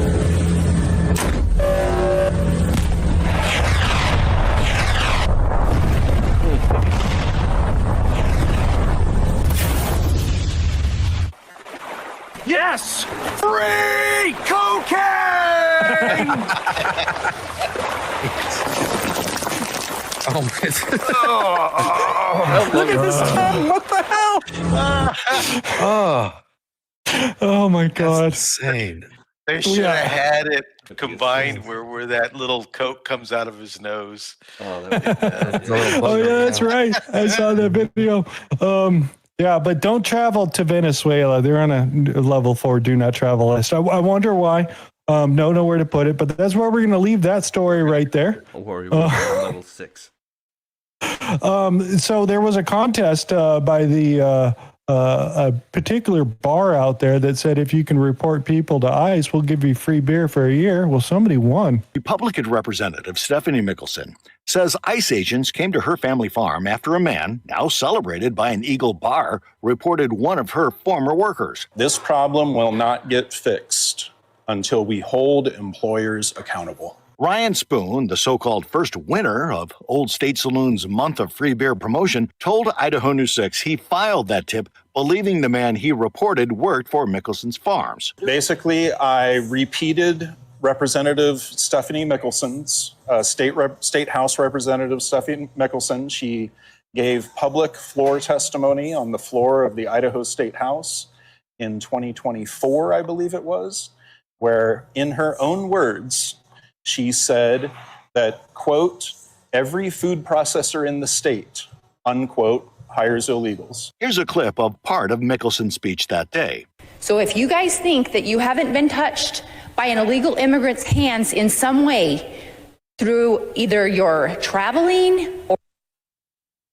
So he decided to go ahead, just pick up the phone and make a report that they got illegal immigrants at the local food processing point, and then brought up her particular talking points over there, and he won. He didn't even have to do anything. He just made a phone call, and he won because they did go raid it and find a bunch of illegals there. So that was the Saloon something or other. I can't remember the name of the place, but a lot of podcasts happen out of that place out there. What else do we got to get in here? More judges out of California for immigration judges. They're saying it's up to 100 as we were putting the stories together. So we said 90 in the beginning as we get closer, because they did a whole bunch of here in the Bay Area, California here this week too. So that's on that. And then I thought this was interesting. If you were going to do English in school, what do you think the liberal people think about that you have to speak English? Immigration is good, but it's a problem when they don't speak English. Oh, I already know I don't like this. Fortunately, we have a solution. Allow immigrants to learn English at elementary schools. I'm not against it, but I thought they were already doing that. They're not in here. They're not here. So this will help them learn the basics so they can integrate flawlessly in America. So they would be in school with the elementary students at the same time. So just to double up, like, so we can save pay on like the teachers to... I just say no. I mean, learning with children might be a little weird, but... Maybe children could learn life experience from the older people. No, thank you. I wouldn't feel safe with my kids with adults. Well, we have teachers in the classroom and security and officers. Would you install like TSA metal detectors for individuals like that come into the classroom? Why do you say that? I'm just saying, I don't know.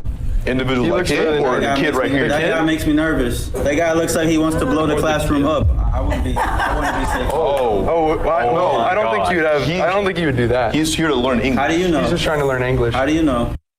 Immigration. Actually, that's a Saudi national, and very unlikely that he would be there to do anything except give the school about $1 million. You're so wrong, dude. That was wrong. All right, let's get back into some of this other stuff we have to get over here. Dan Bongino's coming out saying that they basically dropped the murder rate. It's the lowest since 2006. He's not out very often or being very outspoken, but he did make it out on the news talking about some things, so we might as well just go there because we've got a whistleblower. I'm saying a suspect or whatever the hell they want to call this guy. They're saying he's the bad guy. Not the woman that we talked about 2 or 3 weeks ago. So Harris, it's just Harris. I thought it was Harris. It was the one who did the pipe bomb. it was Brian Cole Jr., 30-year-old Virginia man who was arrested for placing the pipe bomb outside the DNC and the RNC on the 5th. Blah blah blah. They finally pointed the finger at this dude. Anybody want to make comments before we go into the rest of the story? Well, just that. Wait, is he black? Is, yeah. The cell phone data guy, Tony Saruga, basically said back on, I think it was November 17th, essentially. I got it somewhere here. Yeah, when we were showing, what was being reported about, the gate is matching up 93%, 94% or whatever. He said today, anyways, that the information that he provided, whatever the date was in 2021, is matching up with being this guy. So he said the information he gave back then was saying it was this guy. So don't know if that's correct or not, or who, I got more on there. The other thing I want to put in there, the suspect arrested on January 5th, 2021, pipe bomb, blah, blah, blah. What was his dad? Oh, wait, this is the announcement here. Oh, this video is Brian Cole Jr. calling the DOJ to investigate the Rutherford County Assistant District Attorney, blah, blah, blah, for the race, because his dad's a lawyer and they're an immigration lawyer. So this is that dude. This is that young kid right there.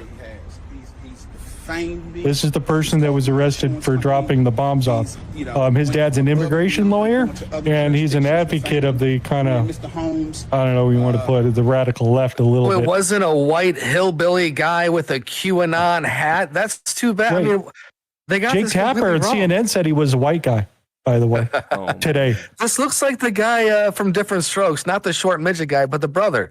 It doesn't make any sense how they can go this route. And a couple months ago, we thought it was a chick. We thought it was a girl.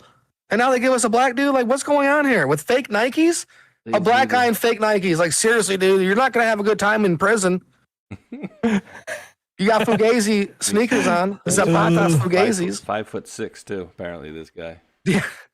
Yeah, you're trying to read some of these really quick. We'll go through Guys, these. from the Pipe Bombers FBI affidavit, the FBI tracked Brian Cole's bombing, making equipment purchases to Home Depot and Walmart. His cell phone pinged the area of the RNC and DNC on January 5th of 2021. Guys, if you're going to commit crimes, leave your phones at home, leave your OnStar cars at home, grab that cash for clunkers, and go do your crime. You can't do it this way. His car was placed a half a mile from the bomb on January. How did they not have this in the last 5 years? Incredible. So I don't know if this is 100% true, but Gork says the January. No, this is listen. Gork says the January 6th pipe bomber Brian Cole was a U.S. Air Force explosive expert. I have no idea if that's going to be true or not. But they also were pointing out this was the girl from Fort Bragg's, the fourth psychological group that brought like 100 people to the Capitol. Remember that? That was that honeypot right there. Yeah. That brought a whole bunch of people over. So I don't think that's true whatsoever. I just thought it was interesting, some of the honeypots and other crap that we did run into. But over here on this side, we got Dan making some comments and things we should be paying attention to. Yeah, sure. I was smiling at you because I certainly remember the moment. Darren remembers it too. He said, "Are you sitting down?" Called me on the phone. I said, "Oh boy, why? Is this bad news?" And he said, "I think we got him." What exactly that tip was, we're going to have to pass on that for right now while we're still, obviously we're in the prologue of a long book. This is just the beginning. This is not the end of the investigation, as you all well know, having reported on these for a long time. There's interviews to be conducted. The search warrant processing scene is not even done. So we're at the early stages, so that's the only reason I hesitate to tell you what the exact tip was. But yes, that was absolutely the moment, and it was due to the diligent and incredible work of a team in the Washington field office that came in and just scoured through this over and over and over and over again. In general, was it forensic? Was it a phone call? Was it something about a vehicle? We'll just leave it generally forensic evidence. Yeah, it's fair enough to say. How long ago was that? Excuse me? How long ago that was? I'd rather not say because of the ongoing interview process, and I don't want to. Yeah. 5 years. Forensics, well, they've only had it since March because they went back through and combed through everything. And again, any theory of why Kamala Harris never mentioned the coming within 20 feet of being assassinated and why her Secret Service team took so long to find this bomb at the DNC? Pam Bondi replied, no. So you there's think still the left would be like happy. You think they'd be cheering. Hey, we ended this case. How it's so great. The last 4 years we couldn't figure it out, and thank goodness for Donald Trump for solving. Like it doesn't come out this way. The same way after the Epstein deal. Oh, we're gonna release the files. Boom, silence. Complete silence, and now we have to move on to the next narrative. But again, that day, January, keeps coming up, and maybe this is getting closer. I don't believe the official story. I mean, a lot of this stuff coming out where Dan and Cash come out, it's a little iffy, man. It's a little iffy. Yeah, well, it's good to question it because we've been fed so much bullshit. We can kind of smell it, and we're not going to walk around it no more. We're going to point out where we see the problems. What else do we got in here? You know what's really good? Look at the high school photo. I think it was high school photo. I think it was Mark Warner, who was saying like, "Oh, geez, it took them 5 months to figure this out. I can't believe it." It's like, dude, you had this information most likely under Biden, probably within a month or so of the information. But now he's going to complain. Come on. Read the top part right there. FBI arrested a male suspect in Virginia on the morning of December 4th this year in connection with the placement of 2 pipe bombs near the RNC and the DNC headquarters in Washington, D.C. on the evening of January 5th, 21, the night before the U.S. Capitol riot on January 6th, between approximately 7:30 and 8:30 p.m. Read that one now. GPS, we have identified 7 devices in the immediate vicinity of the arrest location that had visited key card required parking garages at the CIA. Again, they have now identified 7 devices in the immediate vicinity of the arrest location that were needed key cards to get into the CIA. So, former Chief E9 in the U.S. Air Force, who had an active clearance working on a government contract, living in Northern Virginia, allowed the suspected pipe bomber to use his Metro Smart trip card, and his vehicle license plate was captured departing the train station in West Falls Church, Northern Virginia, because he gave the suspect a ride. Home Depot credit card transactions and CCTV video evidence also linked the suspect to the purchase of many of the materials used to make the pipe bombs. Big question, why did Steve D'Antuono, assistant director in charge of Washington Field Office, instruct the special agents given a target sheet, watch and pattern of life on the person of interest to stand down? D'Antuono was also in charge of the Gretchen Whitmer Fednapping case. D'Antuono retired when faced with having to face questioning from lawmakers. Equals D'Antuono is a bad actor, deep state slimeball. So yeah, he's saying he got in there and told him to stand down on that particular deal. They went to his house. CIA has been integrated at all levels. Exactly. They went to his house. And then, of course, the Democrats. The only other thing the Democrats have done this week is release photos that James O'Keefe released earlier in the year, but they deleted and marked out some of the writing that was here. So James O'Keefe is over there asking these guys, hey, why are you giving me any credit on my photos that I took and all the video I own? Do you guys want me to sue you for this? So it's quite funny that they released a bunch of video we've already seen. So that's where I'm going to kick it off, Mr. Rdoc. I think it's for you, sir. All right, yeah, we got some stuff. So we should do some commercial. Go ahead, do it while I start. Commercial. Do you have, Hulk, a steak company, Chicago steak company, or crypto? Let me hit a little refresh there, sir. Chicago Steak Company, ready? Hopefully. Yep.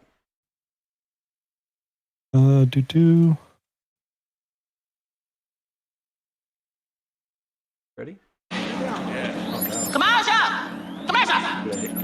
Break for 30 seconds. Okay, then I'll be right back. I'm going to do this one. I can cancel it, I think.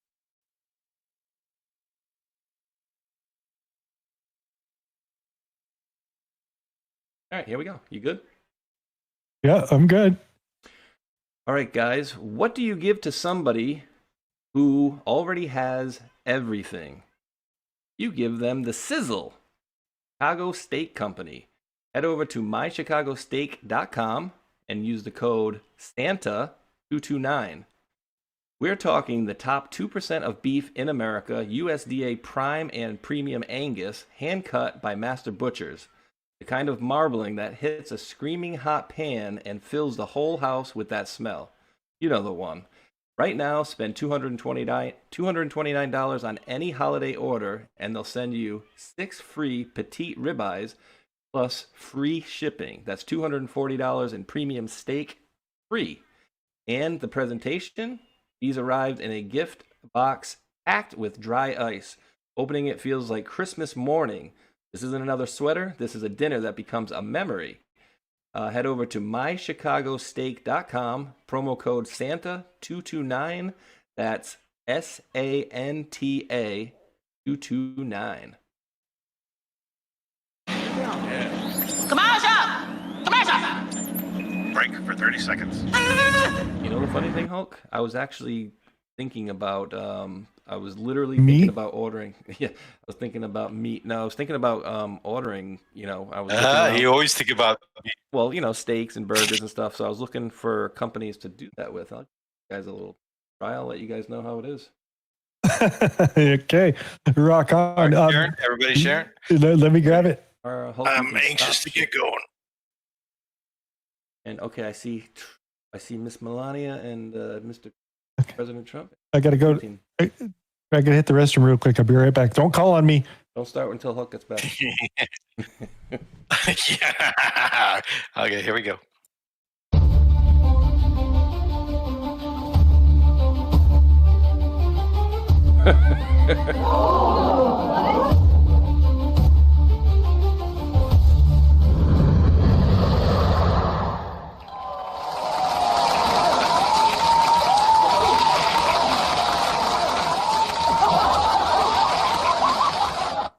There we go. So that's going to be our lead in. If you missed, so we missed you all mostly on Thanksgiving. Space Shot and I did a little show and we covered some of the stuff going on related to the Ukraine corruption. But before we get into that, let's catch you up on a few things here. Firstly, who remembers this video here? Do you guys remember this? Anybody still left on? I remember the parodies of it. You don't have the cards. We're not playing cards. What are you talking about? We're gonna play. Your country is in big trouble. Can I Wait a answer? minute. No. Can You've I done a lot answer? of talking. Your country is in big trouble. I know. You're not winning. I know. You're not winning this. I. You have a damn good chance of we are coming out staying, okay because of Mr. us. President, we are staying in our country, staying strong from the very beginning of the war. We've been alone, and we are thankful. I said thanks You haven't in been this alone. cabinet. You and haven't not been only alone. in this cabinet. We gave you, through I this said thank stupid you. president, $350 billion.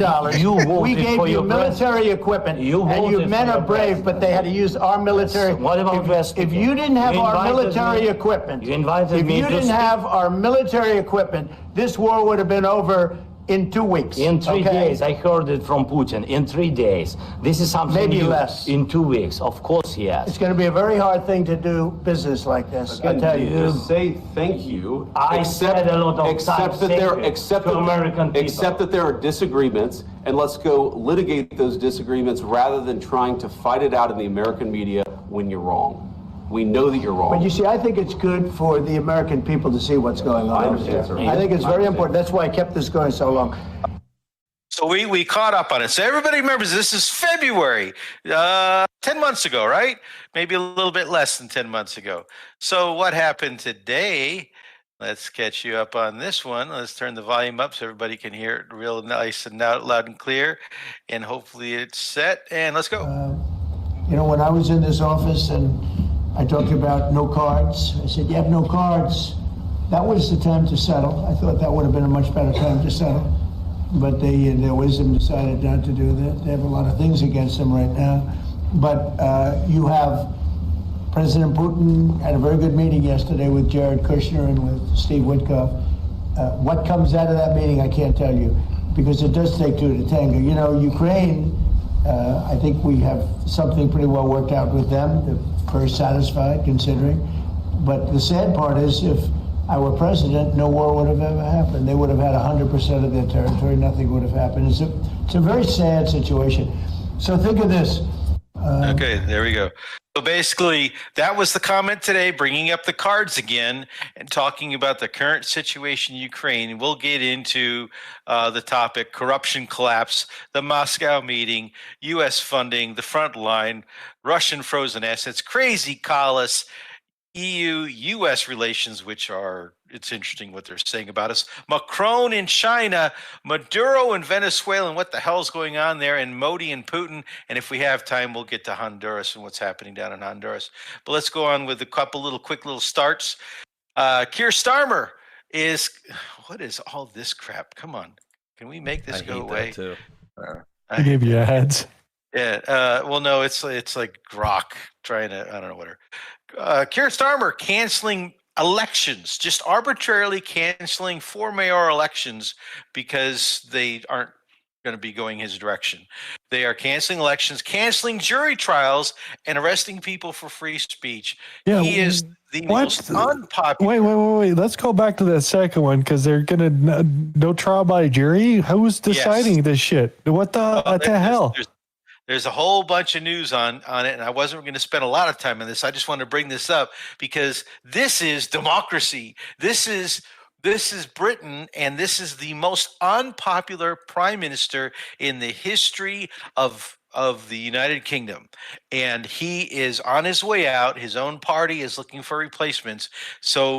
But before he goes, he's trying to accomplish the goals that he was set tasked to by his handlers. All right, got to move on. So then we had a report come out from the DoD IG, and here we have the details, which I thought we had some of these things already way back when. Estimated official all numbers. This stuff that was left behind in the Taliban. Now, one of the names that's going to come up a little bit later talking about Venezuela is Colonel Douglas McGregor. Excuse me one sec. I got to clear my throat. And Douglas McGregor warned then Trump administration and had helped set up the plan for an orderly removal of our forces from Afghanistan. And he was part of that. That was his job. And so he has some interesting things to say about what happened there in Afghanistan and how he warned the incoming Biden administration, how they didn't listen. And then what he's talking about with Venezuela, we'll get into later. So let's just keep that in mind. Just a little quick note here. Now, they've always known where Putin's daughter is in Paris and in Europe. They've known about her for a long time. She's been reported on by the media and so on and so forth. But what happened is that Ukrainian journalist tracked her down and tried to, this would be considered assault in the United States. But anyway, she's not a public figure. She's a private figure. But this would be considered almost assault and stalking.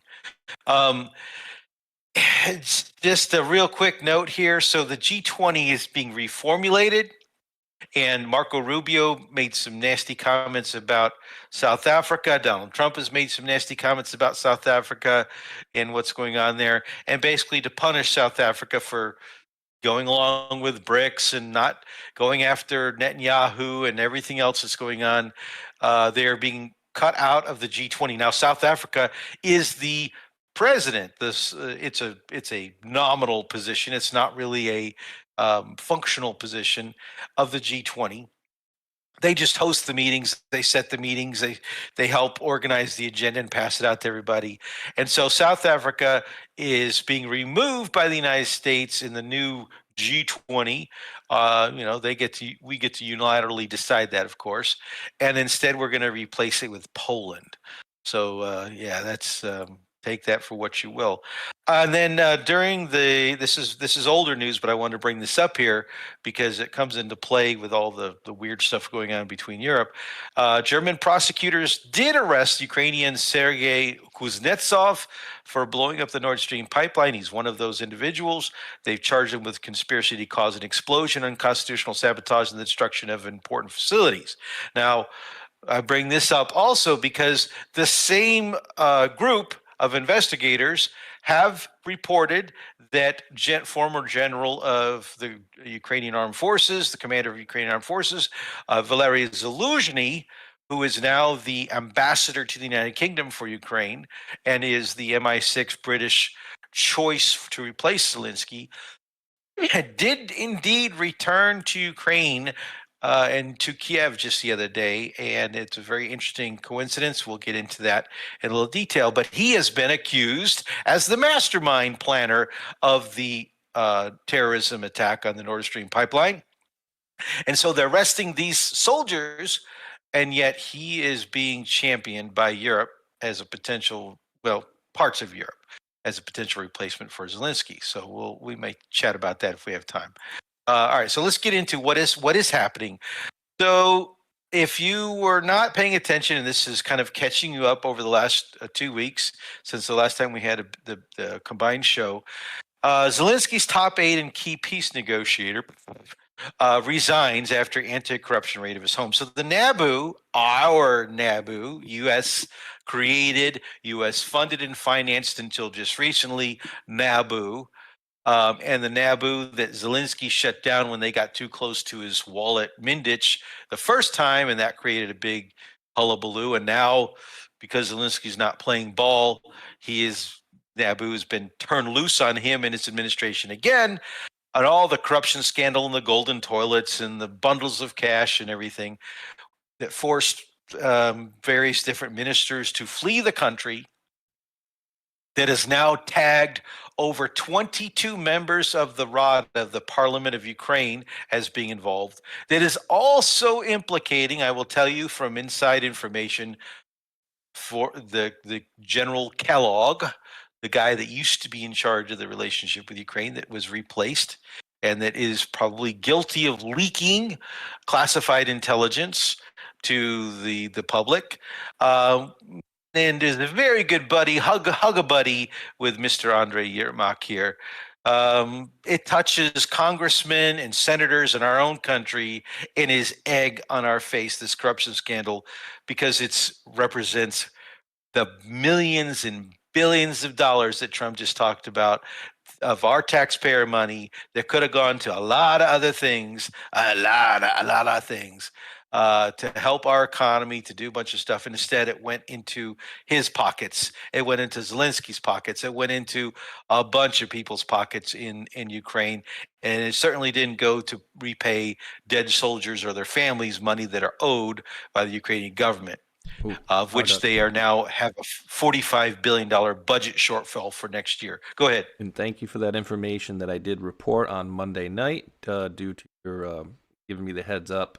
But you were like, hey, and I'm pretty sure Rubio's out. And then the next morning, you posted the next picture. You're like, oh, notice somebody's missing, Rubio. So thank you for that. Yep. Yeah, so the Cardinal. So this is the Alibaba on the tapes. So the NABU has tapes, photographs. They've been following these guys around. They've got so much evidence, and they're just beginning.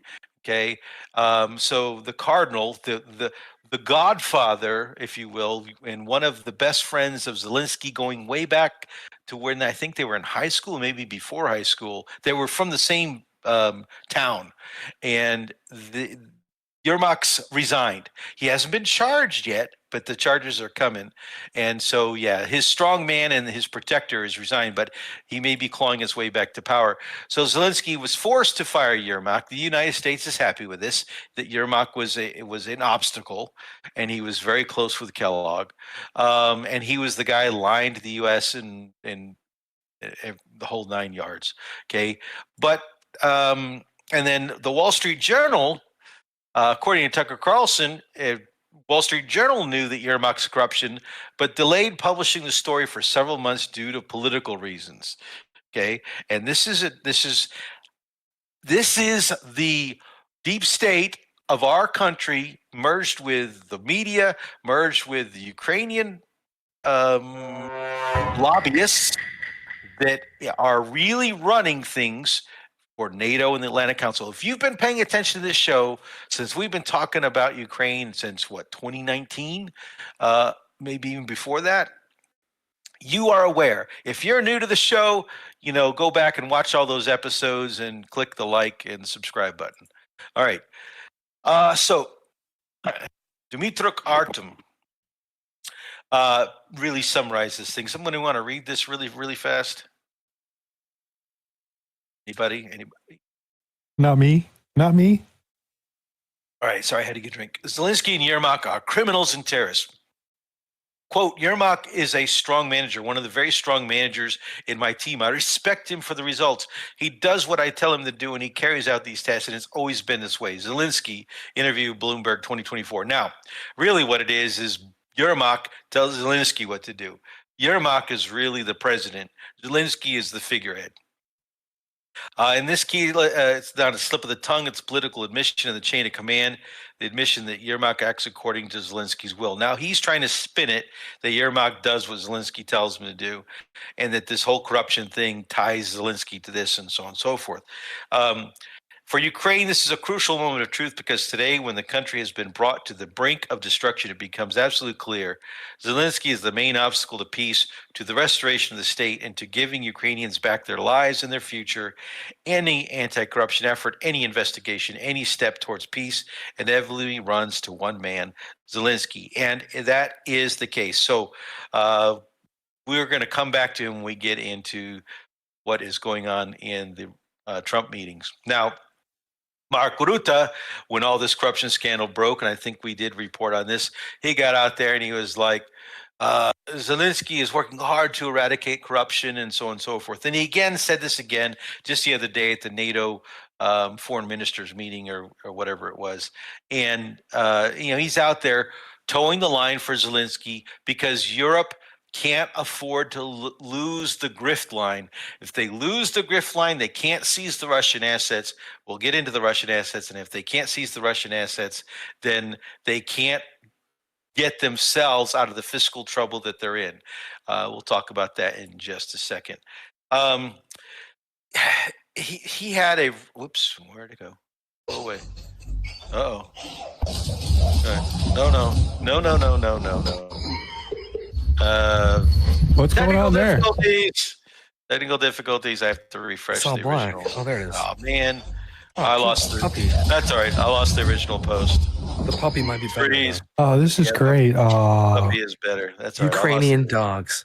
I slid it Sweet. down and it disappeared, and you can't go back on these stupid things. Whatever. That's the problem. Okay. Little Viagra, little Blue Chew. All right. So Alexander Dubinsky also had an interesting thing. Breaking from Kiev, anti-corruption detective Ruslan Magomeddrasulov has been released from the Kiev Court of Appeal. So he was one of the political prisoners that was arrested and locked up by the SBU without any kind of trial because Andrei Yermak thought he was getting too close. Zelensky thought he was getting too close. And so they put him in jail for a bogus charge and whatever. And this is the way Yermak does business in Ukraine. This is the way Klitschko does business in Ukraine. This is the way it's been doing business in Ukraine since 1991. Okay. And then just while we're on the topic of the corruption and the collapse, because the Ukrainian government is collapsing. There are people fleeing and their stash cash. People like Kuleba and Umarov. Umarov's leading the delegation for and I think he's meeting with Witkoff just today. They came with the delegation. I think the deputy foreign minister came to the U.S. to meet with Witkoff and Kushner and Trump and get the download on the Moscow meeting that we'll cover in just a second here. And so these guys are all implicated, and it's going to fall apart here very quickly. We're going to be replacing it, and we'll talk about actually what is going to happen according to members of the Servants of the People's, Zelensky's own party, that are starting to come out publicly now and say they want him to resign by December 16th. If he cannot resign by December 16th, then definitely that needs to be announced so that he is gone by January 1st. They plan to hold elections within 100 days. This is all part of the negotiations that's going on, and a delegation of some 22 or so Ukrainian members of Rada are in Russia now having talks with the Russians. And this is why Kirill Dmitriev was also part of the meeting that happened in a little bit. So, but that doesn't stop the Banderites from still trying to push forward with their agenda. And they did pass a law that was pushed by Zelensky and his group and Umarov and all this other stuff to ban Russian language in the charter that is submitted to the European Union for admission. So they have to fill out paperwork and say what they're going to comply with and what they're going to do. And they are basically saying that they are not going to protect the Russian language as a language of Ukraine in the European Charter, and so they're removing that. And just to show you how absolutely crazy they are. All right. So what did happen, and to catch people up, and what Space Shot was just talking about. So we had the illegal national security leak of the Witkov, Dmitriev, and Witkov, Ushakov calls. That's punishable by up to 20 years in prison. And this was the deep state trying to set up Donald Trump admin for Russiagate 3.0. Vance and Driscoll. Driscoll is Vance's school buddy from law school. They're good buddies. Driscoll is the assistant secretary of the Army, or the secretary of the Army. I forget which one. He finally convinced Trump that Kellogg is a POS liar and that Trump is at risk of a Vietnam-type disaster. Donald Trump finally got on board and said, okay, understood. Rubio's been pulled off meaningful discussions, and they've started relying on back channel, which is your Q reference. Talks like 1962 took place. And this is why you have Witkoff using his property down in Miami for the meetings that happen with the Ukrainians. Something they can trust, something they control, just like John F. Kennedy had his brother with meetings with the Russians in his house. Okay, so Rubio has been trying to crash all the talks with Russia, just like he did with Israel, and he's been sidelined. Kellogg has been fired, and he is possibly going to be nailed for corruption, but they really want to keep it quiet. That's leverage over him to keep him in check. The money trail for Ukrainian corruption goes to Estonian banks, to EU elites, to the pockets of both R and D congressmen, Senate and House side.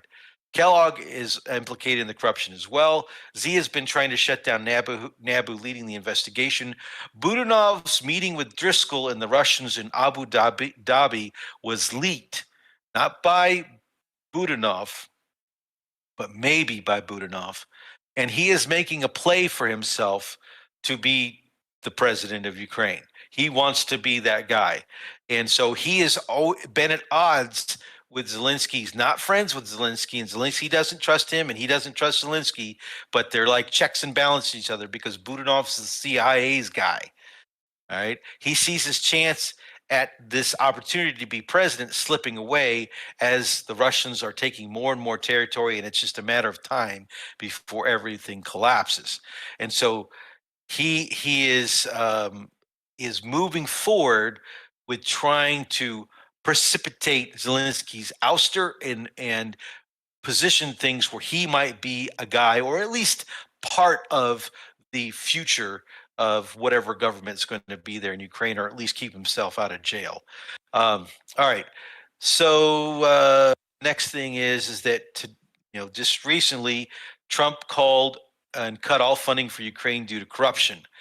Budanov, after Yermak was pulled off the delegation of the Ukrainian peace negotiation delegation to discuss Trump's 28-point peace plan, Budanov was made the head of the delegation.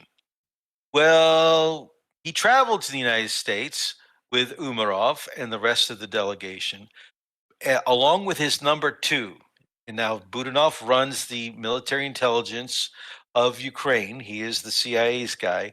And he, when he got to the USA, Umarov, who is a Crimean Tartar, and he is very opposed to giving any territory, especially Crimea, to Russians. He's never going to get that back.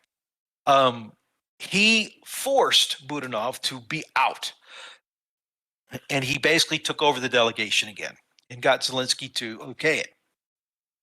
So Budanov was kind of sidelined in the first meetings. Well, Budanov demanded, well, fine, then I demand the U.S. admit my number two guy in the delegation. So that's why in the pictures, Kirill Budanov was not in the meeting with Witkoff, Rubio, and Kushner.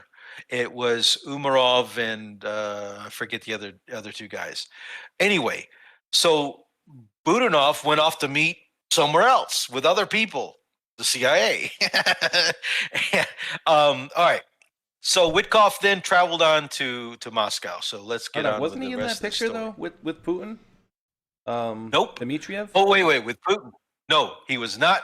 No, wait, this is different. This is the Ukrainian meeting that happened in the White House. Oh, okay. Or not in the White House, in Miami, down in Miami, before Witkoff traveled to Ireland, and then Witkoff met with Zelensky. Actually, he didn't meet with Zelensky. That's the little story there. I almost forgot that one. So Witkoff traveled to Ireland to meet with Zelensky. Well, Zelensky was meeting with the Irish prime minister or president. I forget which one. And basically, Zelensky no-showed. And so Witkoff, he was taking too long and saying things publicly and getting money from Ireland. And Witkoff went there to tell Zelensky, this is how it's going to be. And basically, you're going to be fired. Okay. And Witkoff basically said, okay, I ain't waiting for you. I'm gone. And he hopped on his plane and he flew to Moscow with Jared and the rest of the U.S. delegation.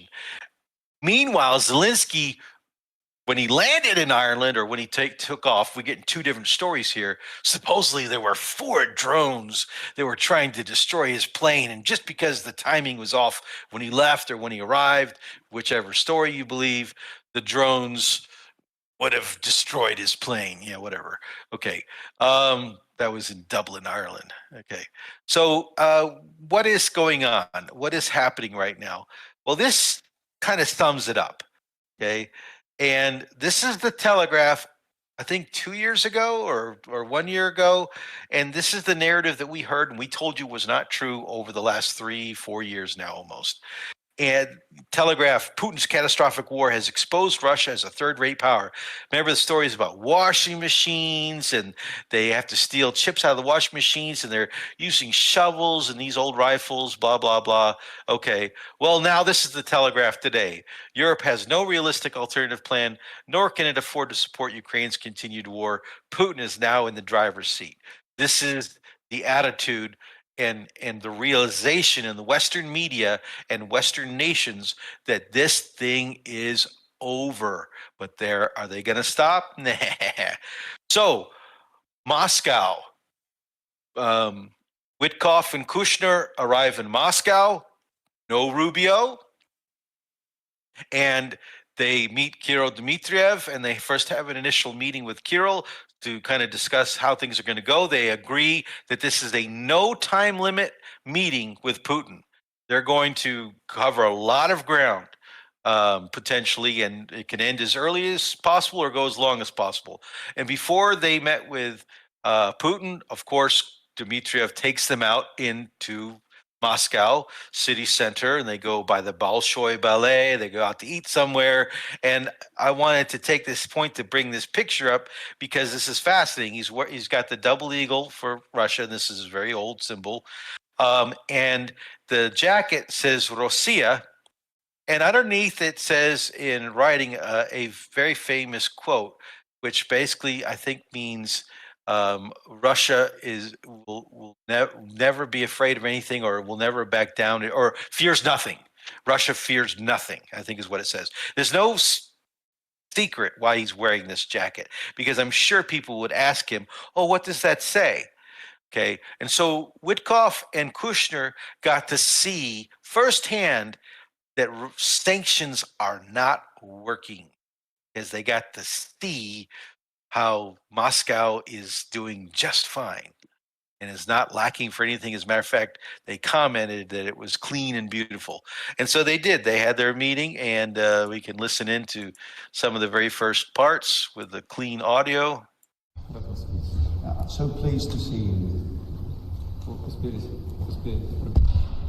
You've had a walk around the city, right? Beautiful walk. It was Mr. Rdoc organizing that, together with the Moscow authorities.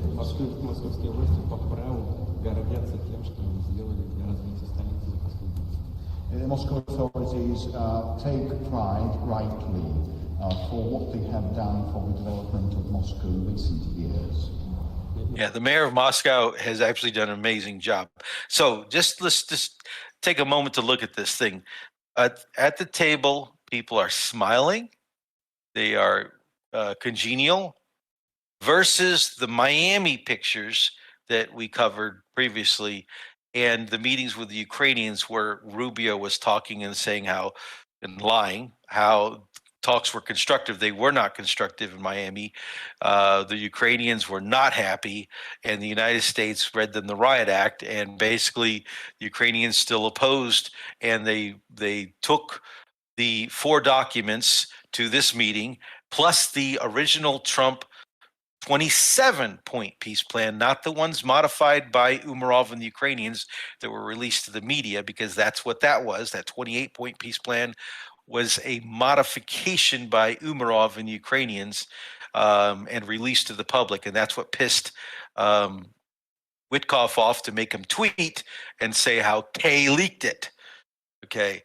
So they're happy here. They're smiles. Okay. At least at the beginning of the meeting. Now, just going around the table, of course, we got Kushner, Witkoff, translator, Ushakov, Putin, translator, and Kirill Dmitriev. Okay. And this meeting lasted 5 hours. In the same room? Hours. Not for sure, because also at the same time, at the Foreign Ministry office, the Chinese Foreign Minister, Wang Li, was meeting with Sergei Lavrov. And there is speculation that the American, Russian, and Chinese representative met and discussed things, which is huge. We will have to wait to see if that ever comes out to light, and I'll see if I can find out. Quick guess, what you think they would be talking about? Oh, they're talking about the peace plan. So during the 5-hour meeting, they went through point by point. But let's hear what Ushakov has to say, first of all, about this. So he was the elected person by the group to get out and talk to the media after things broke. And this is what he had to say. Do you think the talks have brought us closer to peace or further away? Not further, that's for sure. But there is still a lot of work to be done, both in Washington and in Moscow. That's about it. And contacts between Moscow and Washington will continue. Now, Ushakov also made some other comments here. And part of this discussion was laid out. As you well know, that's still on? Yes, oops, let's kill that. There we go. So Ushakov did go on to make a couple comments. I'm sorry I can't make this any bigger. He said, currently Russia's conducting negotiations on the Ukrainian settlement exclusively with the United States, not with Europe. As a matter of fact, when asked about Europe, he basically expressed like disdain. It's like, why? Like they're useless. Russia openly expressed its considerations. The United States confirmed their willingness to take them into account. The United States is striving for a long-term settlement in Ukraine, ready to take Russia's considerations into account. Ukrainians have refused to continue negotiations in Istanbul, while Europeans refuse all contacts. As a matter of fact, Kaja Kallas was pissed that the United States was talking to Russians. Although Russia is open to dialogue. The issue of Ukraine's participation in NATO was discussed during the meeting. The conversation between Putin and Witkoff and Kushner was useful, and contacts will continue. Russia, in accordance with an agreement with the United States, will not disclose the negotiation details on Ukraine. That's both sides. After the meeting, let's see what the next story is. Yeah, I don't need to go into this. It's going to be too long. After the meeting concluded, initially Witkoff was going to fly to Ukraine and go meet Zelensky somewhere. I think it was going to be Kiev. And Putin and the Russian delegation asked the American side, don't do this. Keep this secret for now. You go back, brief Trump, and then brief the Ukrainians. You guys can brief the Ukrainians, but please communicate. So they brought some sort of message to Trump that they didn't want to be salted down, or otherwise the Ukrainians try to get ahead of Donald Trump politically by going to the media and releasing information, whatever, because that's what would happen. And so Witkoff and Kushner went to the U.S. Embassy. They probably called Trump right then and there, and then they flew to the United States, and Witkoff and Kushner met with Donald Trump, gave him a briefing, and then the next day, or I think today, is when the Ukrainian side, Umarov and the deputy foreign minister, traveled to the United States to get a briefing after Trump. I think Trump did have some sort of a call with Zelensky briefly. So here is there's the question. Let's make sure I turn this up, because this is what the press asked him, and this is what Trump's response was. When you spoke with Mr. Witkoff and with Mr. Kushner Last night, did they give you the sense that President Putin still wants to end the war, wants to make peace? He would like to end the war. That was their impression. Now, whether or not,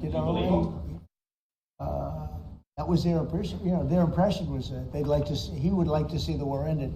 I think he'd like to get back to dealing a more normal life. I think he'd like to be trading with the United States of America, frankly, instead of, losing thousands of soldiers a week.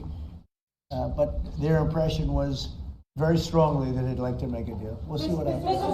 All right. So he's still sticking with this Russia losing thousands of soldiers a week or whatever. And that's not true. It's the other way around. 27,000. Matter of fact, Trump did talk about that later on. 27,000 Ukrainian soldiers died last month. He stated that verbatim. Okay. So Mario Nafal had an interesting post, and I think this, of course, is CNN sourced here, but Ukrainian delegation led by top security and military officials is now en route to the U.S., not for diplomacy at the UN or NATO, but direct talks with Trump's envoys about the Russian peace deal. With Kushner and Witkoff leading secretive negotiations with Putin in Moscow just days ago, Washington's official foreign policy seems increasingly outsourced to Trump's private circle. Okay, again, reminding you, this is the way it had to be done in 1962 with JFK, because the deep state that Eisenhower warned JFK about was already trying to stop any kind of dialogue between Russia. They do not like it when the United States and Russia is starting to get along. They need to keep that open and active and contentious. Rustam Umerov and Andrei Khnatov, there are Kiev's national security and military chiefs. Their presence signals that these talks are serious. You need the military to agree on how things are going to go, because the soldiers are two camps. One group says, we want this to end, we want to go home.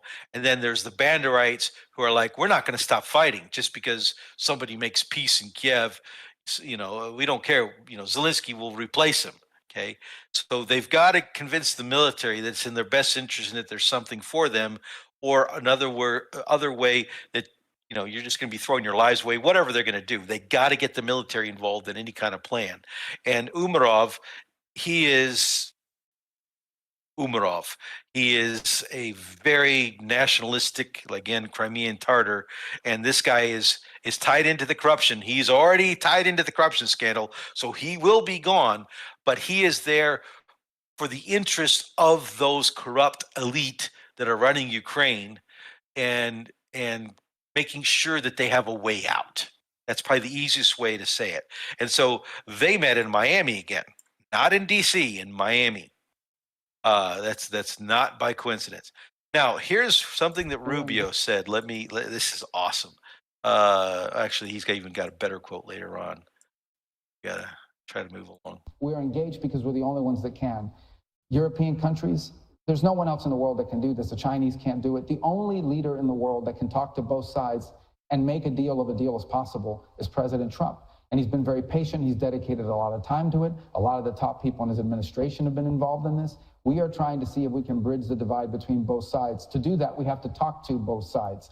We have some irrational people involved in this issue.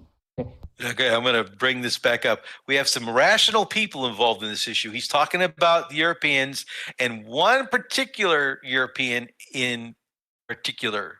people who believe that we should only talk to the Ukrainian side and not talk to the Russians at all. You can't end the war between Russia and Kaya Kallas had just got done literally moments before he did this, giving her speech about, that she's very angry.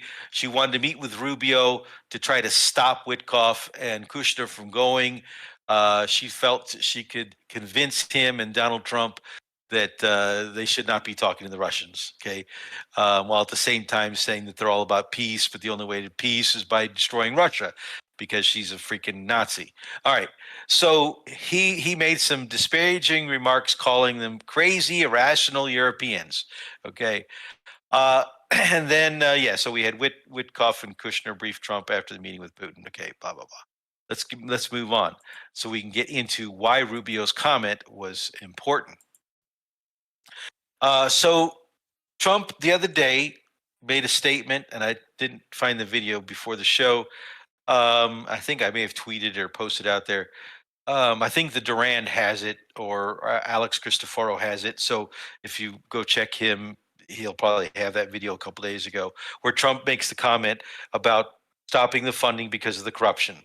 And so he has put a pause on all funding into Ukraine, whether weapon sales or any kind of aid into Ukraine, nothing right now because of the corruption scandal.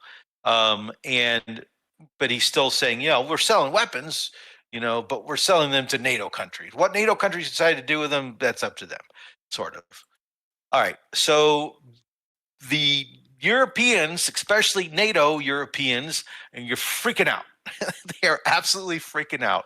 And they all met the other day, I think yesterday, and they all gathered around and they talked about how they can't let Volodymyr go. They have to keep supporting Volodymyr. Why? They're financially and politically invested, just like we've been telling you since December of 21, how this thing was going to go. These idiots went off the cliff following Biden, and they're dying, and their people are hating them, and they are getting voted out of office. They're getting destroyed politically, and now they're being tied into this corruption scandal. And so they've got to figure out how they can get money into Ukraine so they can get money back out of Ukraine and really put money into their own pockets and their own governments to replace the coffers that they depleted of their own nations. All right. And so Ruta's trying to spin it. Daddy's not going to leave us. Daddy's not going to leave us. They're still committed to NATO, and they're not going to leave us. And he says, and he's asked, do you have a plan B if the U.S. stops funding? I don't have a plan B. Well, I don't. No, I don't think we need to think about a plan B because the U.S. is very consistent in its support for Ukraine. Nah, not anymore. And as for all NATO allies, of course, the U.S. told us they want to supply Ukraine with necessary weapons, both lethal and non-lethal. But we expect Europeans and Canadians to take on the financing of these supplies. Okay, so these negotiations, as discussed between Moscow and the United States, excluding the Europeans, have pissed off the Europeans. They need a seat at the table, and they don't have one because they've chosen not to have one for many years, and now they've cut themselves out both with China and with Russia and with India. So Finland, remember Stubb, Trump's golfing buddy, he's asked the question at this NATO meeting, are you going to give security guarantees to Ukraine? There's a significant difference between guarantees and arrangements. We're not ready to offer guarantees. I will remind you that Finland is one of the, 29 or 30 or 1 million countries that signed all these remember those security guarantees that Zelensky was running around and got one from Biden too, and they were running around getting all these security guarantees from everybody. They were worthless paper. We told you back then they were worthless paper, and here is Stubb admitting it. No, we don't. We're not going to send troops into Ukraine, and no. I think we will leave Finland troops out of any kind of peacekeeping or future operations in Ukraine. We're not going to join Macron and his crazy boast about going into Ukraine regardless of the peace deal. Okay, because that's what they're talking about doing. So he's backing down. Maloney, well, she had some funny stuff happen at this meeting. I don't even need to play the volume on this one. Yeah, let's watch this. Ooh, another drip. Somebody get her a Marlboro menthol ASAP. No, she's an autist. Struggling for a cigarette. Look. God dang. Fuck it, line me up. Oh, well, okay, we got some servers. Okay. Anyway, so that was Maloney at the same meeting. Okay, and then she also though had some intelligence about her because she has said, nope, we're not going to participate in NATO's Pearl program, PURL program, which is this program for where the U.S. sells weapons to NATO and NATO countries that buy the weapons, then give it to Ukraine. Nope, Italy's not going to do it. So they've backed out of it, and I think Spain and there may be some other ones that are backing out of it as well. And so their little support group of buying weapons and using their budget to buy weapons is just about toast. They don't have the money anymore to do this, these European countries. And we've been telling you that for months and months. Now, to make matters home, bring it back home, the U.S. military, which you talked about earlier, Hulk, has also realized this. The Pentagon has realized they can no longer financially support Ukraine. Hegseth literally said it during a meeting or during this interview, and he says, we cannot afford to shoot down cheap drones that maybe cost $10,000 at the most, maybe $500, some of them $50 of foam and a little engine that they get from Banggood, from the Chinese. And they fly these little drones and you don't know which ones are the ones carrying the bombs and which ones that are just foam drones that land in the field and the Ukrainians pick them up and fly them into Poland. Okay, so with a $2 million missile, he's talking about the Patriots. We don't have any more Patriots to give you. We can't afford to give you any more Patriots. They're $2 million a pop, and y'all have been wasting them trying to shoot down foam drones. 500 drones every other night or every night. We can't afford to defend against that. We can't keep giving you these weapons. Donald Trump's smarter than that. Pete Hegseth's smarter than that. And we're not going to fall into the same corrupt money laundering graft that the Europeans have fallen into. And so we're looking for a way out so we don't have a Vietnam. And so that leads us then to what the hell is happening. And watching my time here. All right, so the Bild, German pro-Ukrainian, very anti-Russian group, they've had to admit, and they actually ran a different article. I couldn't find that article. They deleted it off their website, where they basically were talking about how Ukrainian soldiers are calling for help, and the Ukrainian soldiers in Pokrovsk and Mirnograd that we've talked about on the show many times are encircled, and the Ukrainians could not unblock them. The Russians have announced that Pokrovsk is theirs. They've captured it. All the support shows they've captured it. And they've been tightening the noose on the neighboring Mirnograd conflagration. There's about 2,000 to 1,500 soldiers still trapped in there, and they're surrendering piecemeal, but they can't surrender because the Banderite troops are threatening to kill the ones that surrender them, and they've been killing them with their own drones in Mirnograd and other places as well. So this is the reality. And so the Bild is basically talking about, and they wrote it in their spin, how Pokrovsk is now Russia. This is the administrative building in front of the administrative building, the city center of Pokrovsk.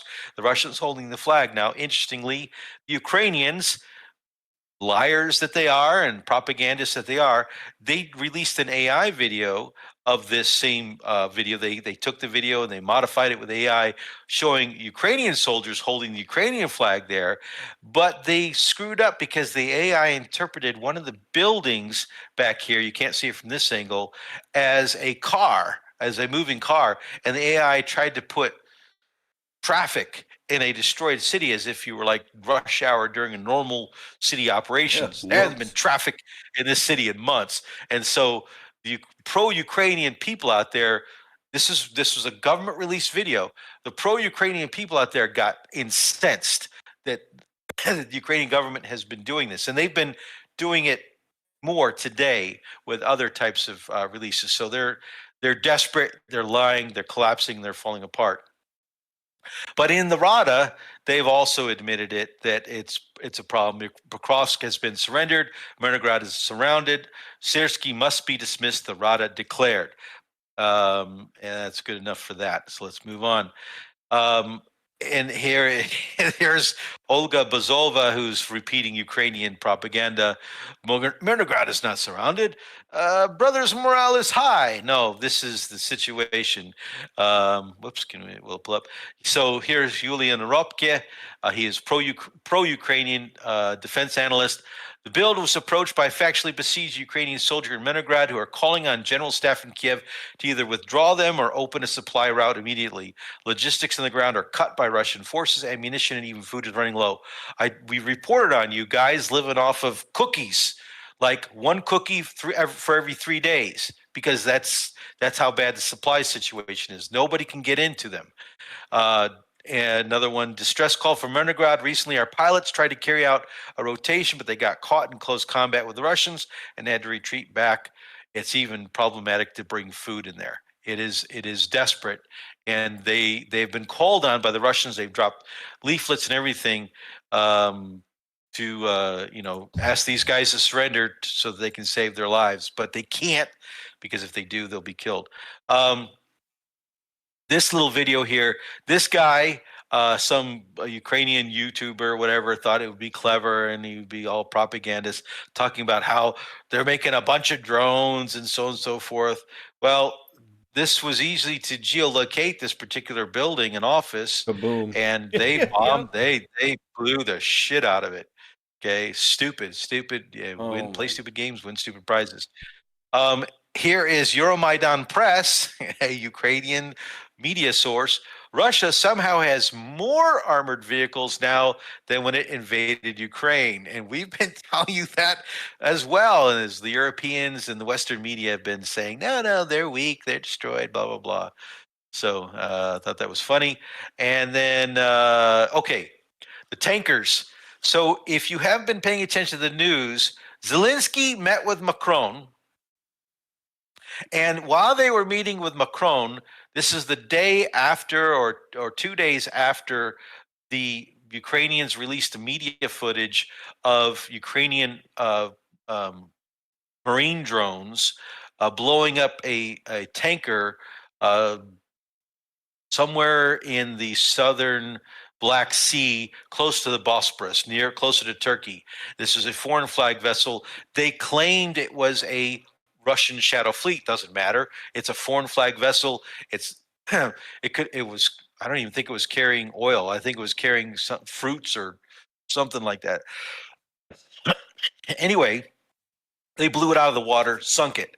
Okay, and of course Turkey's pissed off. Erdogan's pissed off. It was a Turkish vessel, I think, or it was anyway. That was the first vessel. Then off of Senegal in Africa, another vessel carrying some random goods, it was foreign flag vessel, was also blown up and sunk. And then just the other day, a vessel carrying sunflower oil was going to port somewhere in Turkey or Russia, I can't remember, or maybe it was returning, and that was also hit. And so in between one or two or three of these, Macron and Zelensky were meeting, and Zelensky probably, talked to Macron. Macron's telling him, go ahead, you have my permission to do this. And Macron made a comment, and he said, hey, we are going to pressure the Russian economy. Russia's ability to finance its war effort will change significantly in the coming weeks. Like, he knows something. So he couldn't keep it in. He had to let it out. He had to brag about it. Okay. And so he's talking about these terrorist attacks, piracy on the open seas against foreign flag vessels, not seizing them, not proving the case, but instead just blowing them up out of the water and sinking a foreign flagged vessel that's not a Russian flagged vessel. And so this is also pissing off the Chinese. And so we'll jump to Xi and Macron here, because Macron went to China and walking like Napoleon. Look at how he's walking stiff-legged and everything. He's all a joke. But while he's there with Xi, he's like, "Yeah, Xi, you need to pressure Russia to make them stop to hit energy infrastructure. Europe, we don't want to be cold this winter, so make them stop. It is the right thing to do for humanity." And Xi just looked at him and said, "Hey, we will work towards global peace, blah, blah, blah." But at the same time, Macron knows he's trying to get pressure on Putin so they don't blow up any more Ukraine energy infrastructure, because it's going to take one more big strike and Ukraine's down for the count. They're going to not have heating. It's going to be bad. Okay. And European energy isn't going to flow, and Europeans are going to have to try to support all these millions of Ukrainians fleeing Ukraine.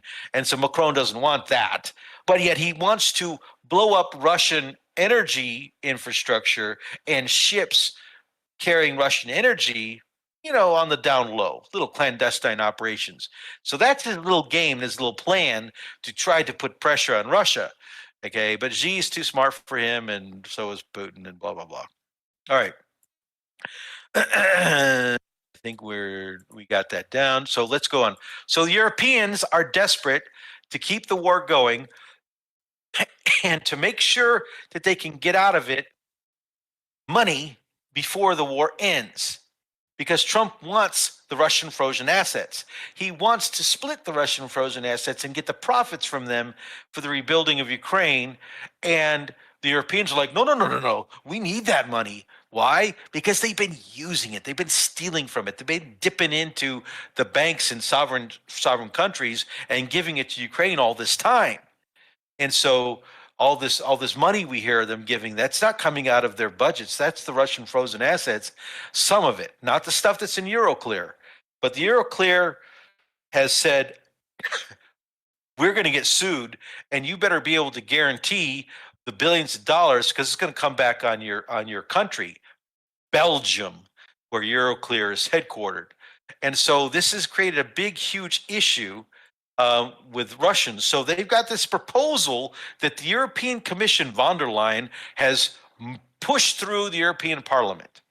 It is never going to pass the sovereign states. They have a deadline of December 18th to get this going, because Ukraine, as I mentioned, is short $45 billion. Now, if you were with us back in 2015, 16, 17, we were talking about Ukraine, and they were having trouble getting $1 billion from the IMF to keep their budgets intact. They need $45 billion just next year. And it goes on and on and on in order to keep the war going and pay for the graft. And it's really to repay them back, the Europeans back, because Germany's whole entire budget, I think I got that here somewhere, Germany's entire budget is based on getting these Russian frozen assets in this reparation loan that they're trying to make it look like. And the German economy, which is in tatters, needs this money to build weapons, to rearm Ukraine for the next 3 years so that they can go back and fight Russia again. That's their big secret little plan. It's insanity. They're absolute insanity. So the Belgian prime minister said, hell no, you ain't going to do this to our country, where we're going to be on the hook for it's now 165 billion. The number keeps changing. Who knows what the hell it is? They don't even know what they have.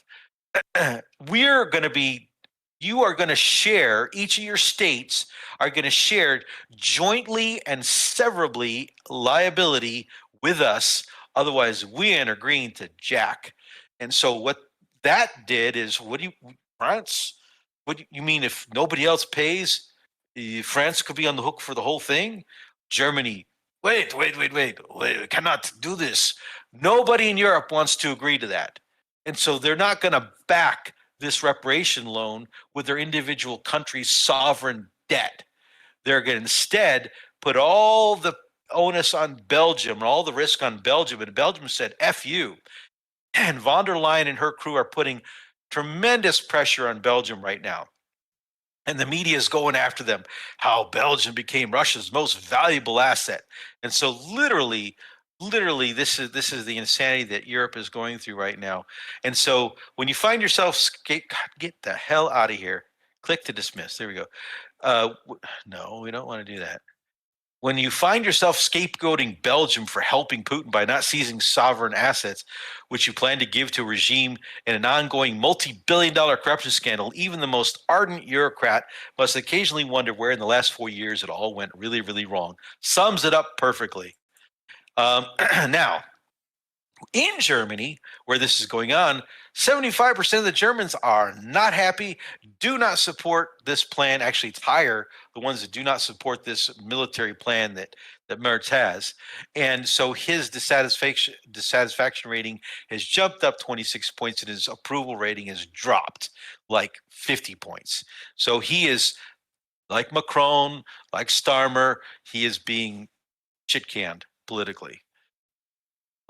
And back to Maloney and those eyes. She has said, not only are we not going to back this loan reparations deal, European Central Bank, although you just declared and wrote in a memo, a legally binding court evidence document that can come back in when Russia sues you later because they're winning, and when they win, they're going to come after their money. That document that the IMF, which is Christine Lagarde, that crazy witch, she actually wrote down and said that the seizing of the funds is illegal and they do not support it, the European Central Bank. And so Ursula von der Leyen's trying to get all these countries to basically say it is legal and put laws in place that basically say if any one of your individual nations tries to stop this, we will come after you. It's literally that insane. We will come after you. And so Maloney said, I want my gold back from the European Central Bank. She's not too stupid, is she? And I already did the Kaya Kallas thing. So Rubio ghosted her and when he was over there in Europe. And then that's not the first time he's ghosted her. She's been ghosted since February. He's been ghosting her everywhere. And so she's the crazy that he's talking about, that when the clip that we play a little bit, you know, there are those who believe that we should only talk to Ukraine. They're irrational. They're crazy. He used these terms when we're talking about. Now, U.S. relations are not going well. Finnish president, that Stubb, Trump's golfing buddy. He was never his golfing buddy. He's gone. A phone call has been leaked, and the European leaders were caught having this secret phone call. It's been leaked out there. How they're going to try to go after Trump, how they're going to try to stop Trump in these peace talks and do everything they can do. And so that's all been leaked out now. And Stubb is not Trump's buddy. Instead, Stubb is the first guy that really goes and tries to say that Donald Trump is playing you guys for fools and we need to do something about it. And so indeed, Chancellor Merz is now accusing the Americans of playing games, both with you, Zelensky, and with us. And so this is awesome, Kirill Dmitriev. Dear Merz, you are not even in the game. You disqualified yourself by warmongering, peace sabotage, unrealistic proposals, Western civilization, suicide, migration, stubborn stupidity. Pretty damn true. And I just had to show this link. U.S. betraying Ukraine. Zelensky wars. Is U.S. interest in Ukraine peace dwindling? Internal meeting. Merz doubts Trump's real Ukraine. In Ukraine, Russians drug. You know, you get the idea. Europe is not happy, and they're starting to bash the United States and bash our president. Meanwhile, there is a fraud probe going on in the EU. It doesn't touch her. It touches former foreign ministry officials, and it's been an ongoing issue for many years. So Macron and China we covered, and then let's do this. We got 5 minutes, space shot. And each have lost millions of... See. Space shot? Okay. We're going to do Maduro fast. Our people to Texas and Florida. What about Pelosi? Oops. I have to restart it.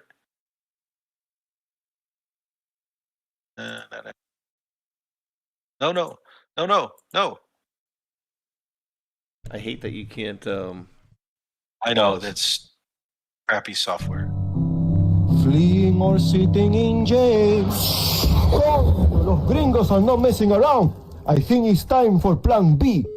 Hello? Señor Presidente. Maduro. Chamo, let's make a deal to stop this crazy war. I'm listening. You like to deport people. I do. And I need to import people. I can hear Stephen Miller's tail wagging already. Send me the Democrats. The what? Los Demócratas. Deport them todos to Venezuela. High crime and rigged elections. They're gonna love it there. It's a paradise. I'm down here. I can't live without now, but I'll send you AOC. We can use her help to rebrand for Generación Z. Would you even take the super annoying ones like Newscom? Con mucho gusto. Gavin and I both have beautiful hair and each have lost millions of our people to Texas and Florida. What about Pelosi? Yes, her net worth alone will support the Venezuelan economy for years. All right, and I assume you're taking Jeffries and crying Chuck Schumer. Those are the two useless ones that do nothing, yes? Absolutely nothing. Deal. You know, I can't believe you're willing to import a potentially serious political opposition. Ay, Dios mío, you almost killed me there. You never know, I still might. Funny. I like it. We have 6 missile cruisers or missile destroyers or missile cruisers, I can't remember which one, and a carrier group still out there. And Trump has enacted the no-fly zone. He called Lula. So here's the basic deal. Brazil, not happy with Trump. Colombia, not happy with Trump. Now Mexico, not happy with Trump. They are going to button down the hatches, and they're not happy with the United States right now and the way it's handling things. This travel advisory, Trump announced, we're going to shut down the skies, et cetera. Well, not so fast. China and Russia just resumed flights. They don't care. And so, whatever, they're rejecting the closure of the airspace. It's international airspace. Our two friends. So Trump did retruth some things that were very interesting here about the FBI. So this is a video that Maduro released where he talked about how, hey, look, this stuff about Tren de Aragua and everything you're talking about, and this is DIA. You go back to the past under Obama and the Biden administration revived some of these programs, and you'll see exactly who financed and who moved it, who directed and ran your famous Tren de Aragua. Okay, who took it to Colombia, who took it to the United States, blah, blah, blah, blah. And he accused the Biden and Obama administrations of this stuff. And so Trump retruthed this stuff, which is very, very important. And he did have a phone call. And then this goes into General Flynn's post where he's talking about, hey, this is real, okay? U.S. diplomats, CIA officers paid to assist Chavez and Maduro to remain in power, blah, blah, blah. This is all U.S. deep state stuff in Venezuela, okay? And so this goes back into the spy chief stuff. You have to take it with a grain of salt. And Flynn knows this. There are certain things that Flynn, I think, is trying to push politically here. But we really need General Flynn back in the administration, because the people that are surrounding Trump are still a problem. Even though he's gotten wise to some, he's still got an issue with others. And so, yeah, the article here in the Dallas Express going into all this stuff, which we really don't have time to go into, definitely worth the read. Read it, digest it. More will be coming out over the coming days. How Mario Nafal had an article here that was really good. Zero Hedge really was the source, but he's reparroting it here, talking about how Obama normalized all this stuff and the narco-terrorism activities that Exit is talking about, and so on and so forth. And it just all connected. This is bull. I mean, first it's Hezbollah, then it's Hamas, then it's Hezbollah again, then it's Hamas. They can't get their story straight. These two groups don't go together, okay? And so claiming, this is such a pain in the butt, claiming that Trump wants to attack Venezuela because Hezbollah is there, Hamas is there, it's all bullshit. We want Maduro gone. We are trying to scare him away. And so here's the Hamas, okay? They can't get their story straight. And then here is the story with McGregor. And McGregor knows some stuff here, and he's talking about this, and he's talking about our foreign policy and what we're trying to do, and how we're trying to bluff. Trump's using this as a chess move. Is the best way to look at Trump's allowing people like Rubio and the neocons. Graham's all excited about this. He can't wait to get juicy with war, okay, and send our soldiers into a country bigger than Ukraine, mountainous, full of jungles. I mean, we don't have enough troops to do any kind of land operations, none whatsoever, and not even with what we got. We have enough troops and enough forces to do a surgical decapitation strike, okay, to like go and try to kill Maduro or take him out, okay? That's what we got. That's all we got.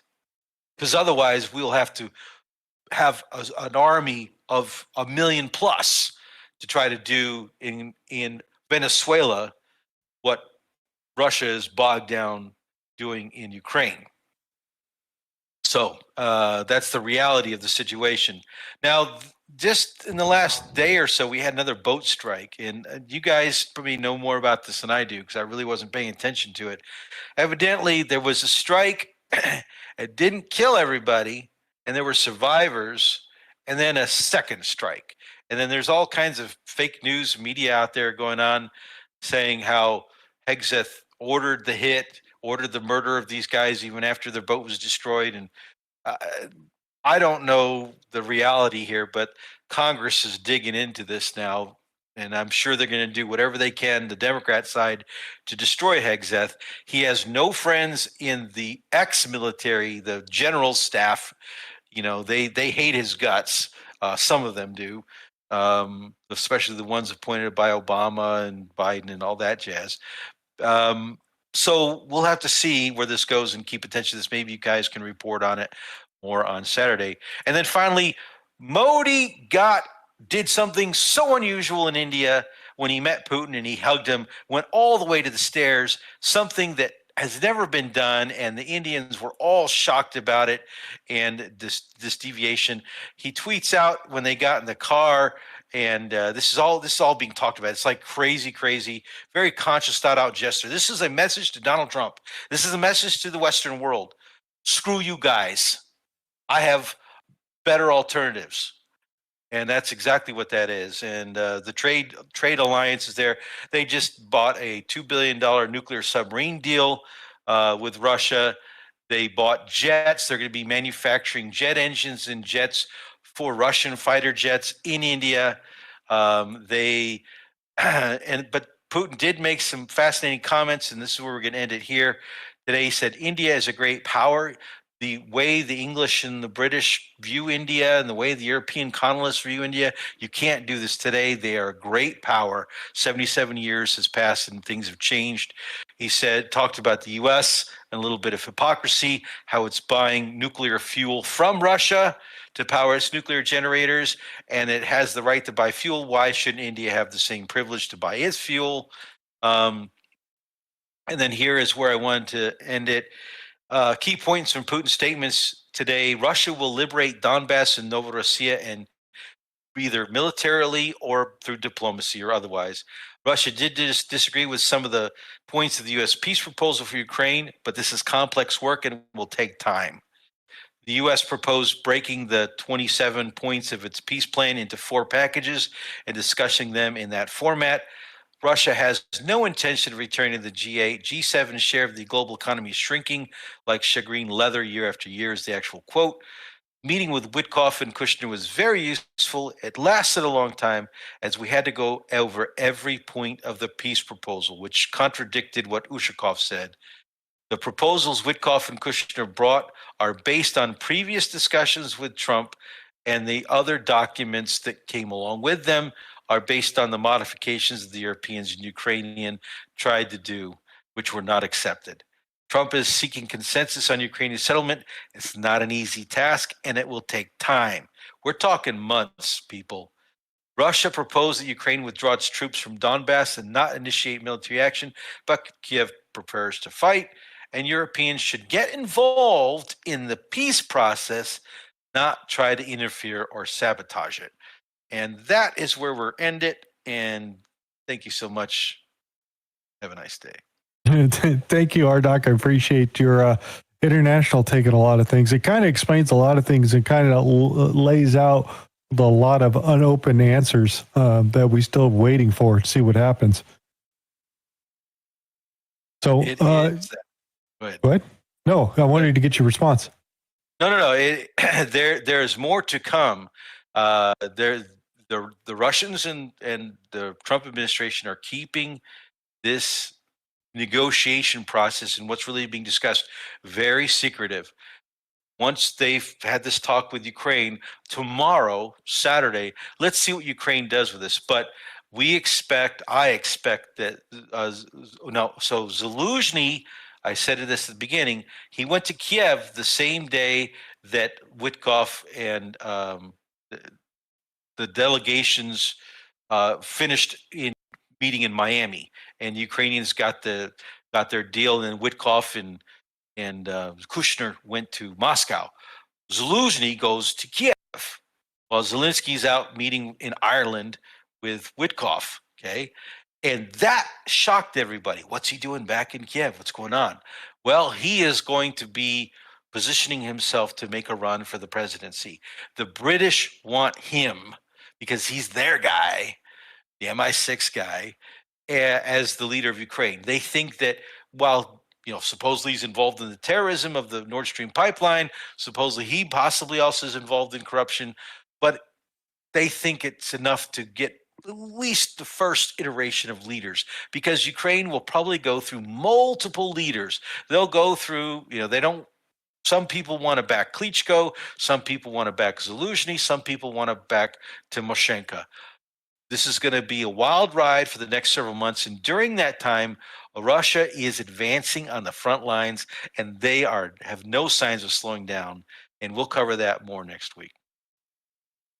All right. I appreciate it, dude. Thank you for the big brain on that one. Make sure that you're smashing the thumbs up button and leave a comment in the bottom of the video as we're going to round out the show here, because we still got continuation of the Saturday show stuff at 10 a.m. or 1 p.m. Eastern Standard Time with me and Space Shot out there. We're going to go do our final thoughts as we go through and kind of thinking about what's going on. I was going to kick it to Tron. What do you think? And give your exit out there for your dinners. I think we're doing excellent wrapping up 2025, welcoming in a 2026. Pat yourselves on the back, Patriots. We're going to see you tomorrow night on Making Funnies Great Again, the comedy show that happens at 10 Eastern tomorrow night, Friday. And if not, we'll see you Saturday night for Keeping It Wheel, the music show. Sunday morning, episode 276, Great Awakening. Me and Leonidas bringing all the crumbs to the table. And guys, early on in the week, Boss was retruthing Q memes 70 plus. And this comes after a 6-year delta on Anon's interaction coming soon. Awesome times, guys. Thank you so much for the patriotism over the past 8+ years. We're just getting started, guys. 3 years ago. And again, have faith, be encouraged, dig, meme, and pray. Where we go one, we go all. Thank you, Hulk, Space Shot, and Doc for another great show. We missed you last week. And again, hit the ground running, guys. Thank you for an awesome time. And we're just getting started. Thank you, guys. We'll see you tomorrow night. Awesome. You got any encouraging words there, Mr. Rdoc, before I kick it to Mr. Space Shot? Yeah, I mean, it's getting cold. There's snowstorms coming. Everybody take care of their families. Hopefully everybody's getting their Christmas shopping done. It's working again. I'm sorry. He's back. He's back. Hey. Sorry, his mic wasn't working. Okay, sorry. Go ahead, buddy. I did notice. And maybe that's why he couldn't tell me. Come on, Rdoc, wrap it up. That's exactly why I couldn't tell you. well, actually, hold on. Well, I just turned his mic back on. That's all. There we go. Let me turn it down. I'm probably a little loud now. But actually, Rdoc, I was trying to ask you a clarifying question, and I want to get it too far down the road. So a really quick answer to this, which is, you said like, what's Trump doing there, and then the threat and stuff, and I said, well, based on the video that Maduro put out, it seems like the threat seems to be working a little. No? Yeah. Oh, well, Maduro offered a lot of stuff to him, supposedly, according to press accounts. But I'm going to warn everybody again: do not believe everything you read in the media about the conversation that Maduro had with Trump. But the way things are going down with the other South American nations, he's threatening Colombia now with military action. Is Brazil next? I mean, we this is in our hemisphere, and so this is definitely more important to us is the way he's playing it, and he's passing it off to the neocons. The neocons are like, ooh, our hemisphere, a war, and they got all this oil, ooh, and they're looking at this as a money grab. Okay, they're looking at this as a military-industrial complex money grab that Trump is offering to them, or that they think they can get by Trump. Well, you may be playing them, but it's also a chess move because Trump gets to mess with BRICS. He gets to mess with the Russia-Chinese. It's got a little leverage for him. You want to keep messing around? Well, I can mess around in your backyard over here too. And the shadow fleet and the oil moving between Venezuela and China, and this is all very, very important and part of these global great power plays. Yeah, I like it. Yeah, sweet. Do you want to do a commercial real quick there, Mr. Space Shot, or go right into the thank yous? Yeah, we can do a Rdoc special. The good old crypto. By the way, DiviSwap.com is now open for real-time, almost instant off ramps and on ramps are wires. You can get almost instant or within the same day for cheapo. All right, enough of your punt there. I got to click the button. We got to do the other ad for the other company. I'm clicking button. Clickety clack. Come on. All right, make sure my mic's still working here. Break for 30 seconds. All right, ladies and gentlemen, let's be clear. Cryptocurrency is no longer emerging. It is here. And this latest move cements that reality in the biggest way yet. Trump Media Group just inked a massive $6.4 billion deal with Crypto.com, the world's top crypto platform. They're teaming up to scoop up $6.4 billion in CRO, the powerhouse token that fuels fast, low-fee DeFi, staking rewards, and real-world perks like cashback on your spends to launch America's first CRO treasury.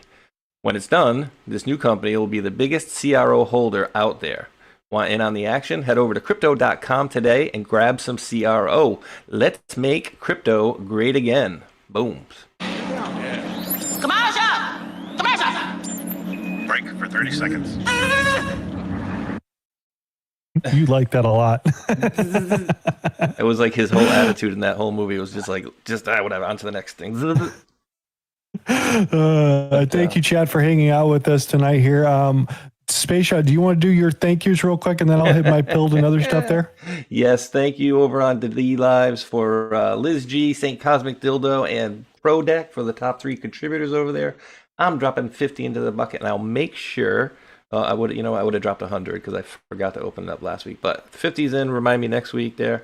I'll drop 100 diamonds, and then distributing those rewards. They're coming at you in 29, 28, and counting.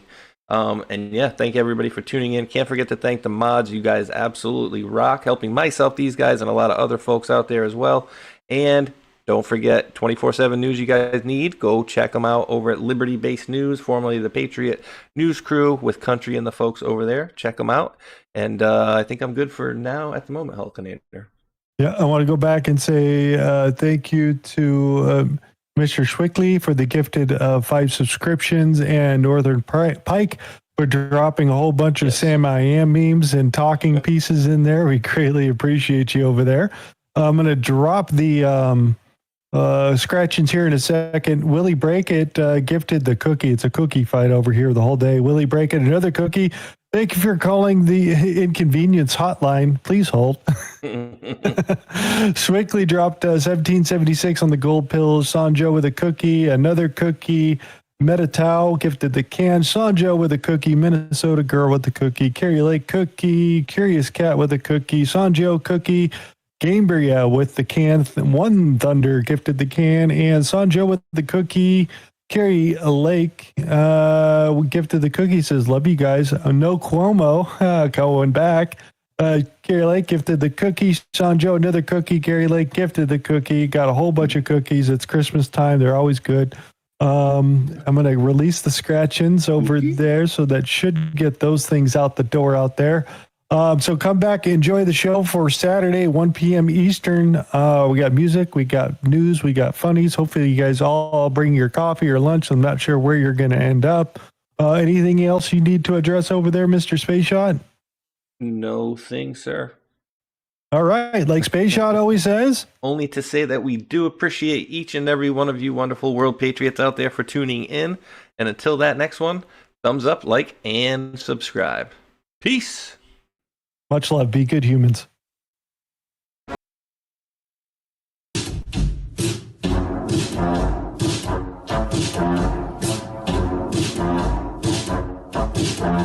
Hello, guys. Something special is happening in here. That's right. It's Brackets and Jackets. Bringing it back for Brackets and Jackets. Special Epstein Island edition. That's right, folks. Epstein, Jeffrey Epstein, the man with the island, which is suspiciously close to Haiti. That's right. You see, this man, Jeffrey Epstein, is funding lots of people. He's funding lots of people on the street to make sure his shit doesn't get out. That's right. They want the record sealed. And they're paying a lot of people.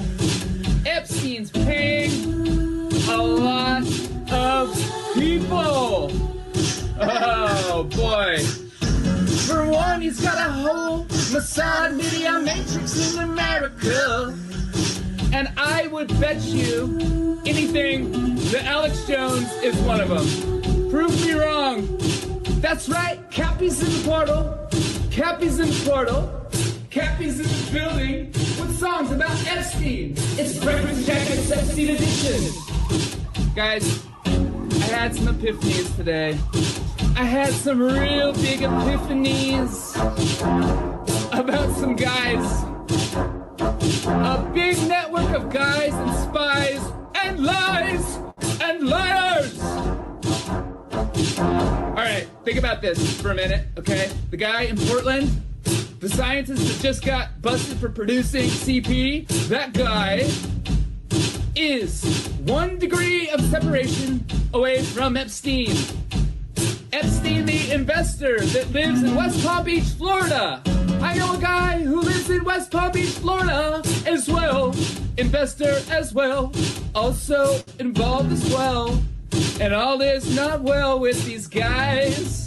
The Florida boys, the Glow boys, the Scott Israels of the world. You see, Epstein is Hillary Clinton. And Epstein is Haiti. And Epstein is a big network of media assets. By the way, did you know that Steve Bannon was going to that guy for money? Also, Epstein is Epstein Oprah. Epstein is Chris Tucker. You remember him. Epstein is also Kevin Spacey. Epstein is also Prince Andrew. Epstein is also... Who else is Epstein? Who else is Epstein?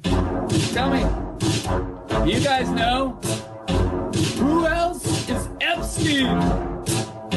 Is Epstein Big Pharma? Is Epstein Brian Singer? Is Epstein Naomi Campbell? Yep, all of the above. All of the above. Who is Epstein? Epstein is the keystone of a whole motherfucking matrix. And once you pull it out, it all falls down. Dersh was there too. That's right, we're dropping red pills every day. Dropping red pills in the best kind of way. This is Brackets and Jackets for the denizens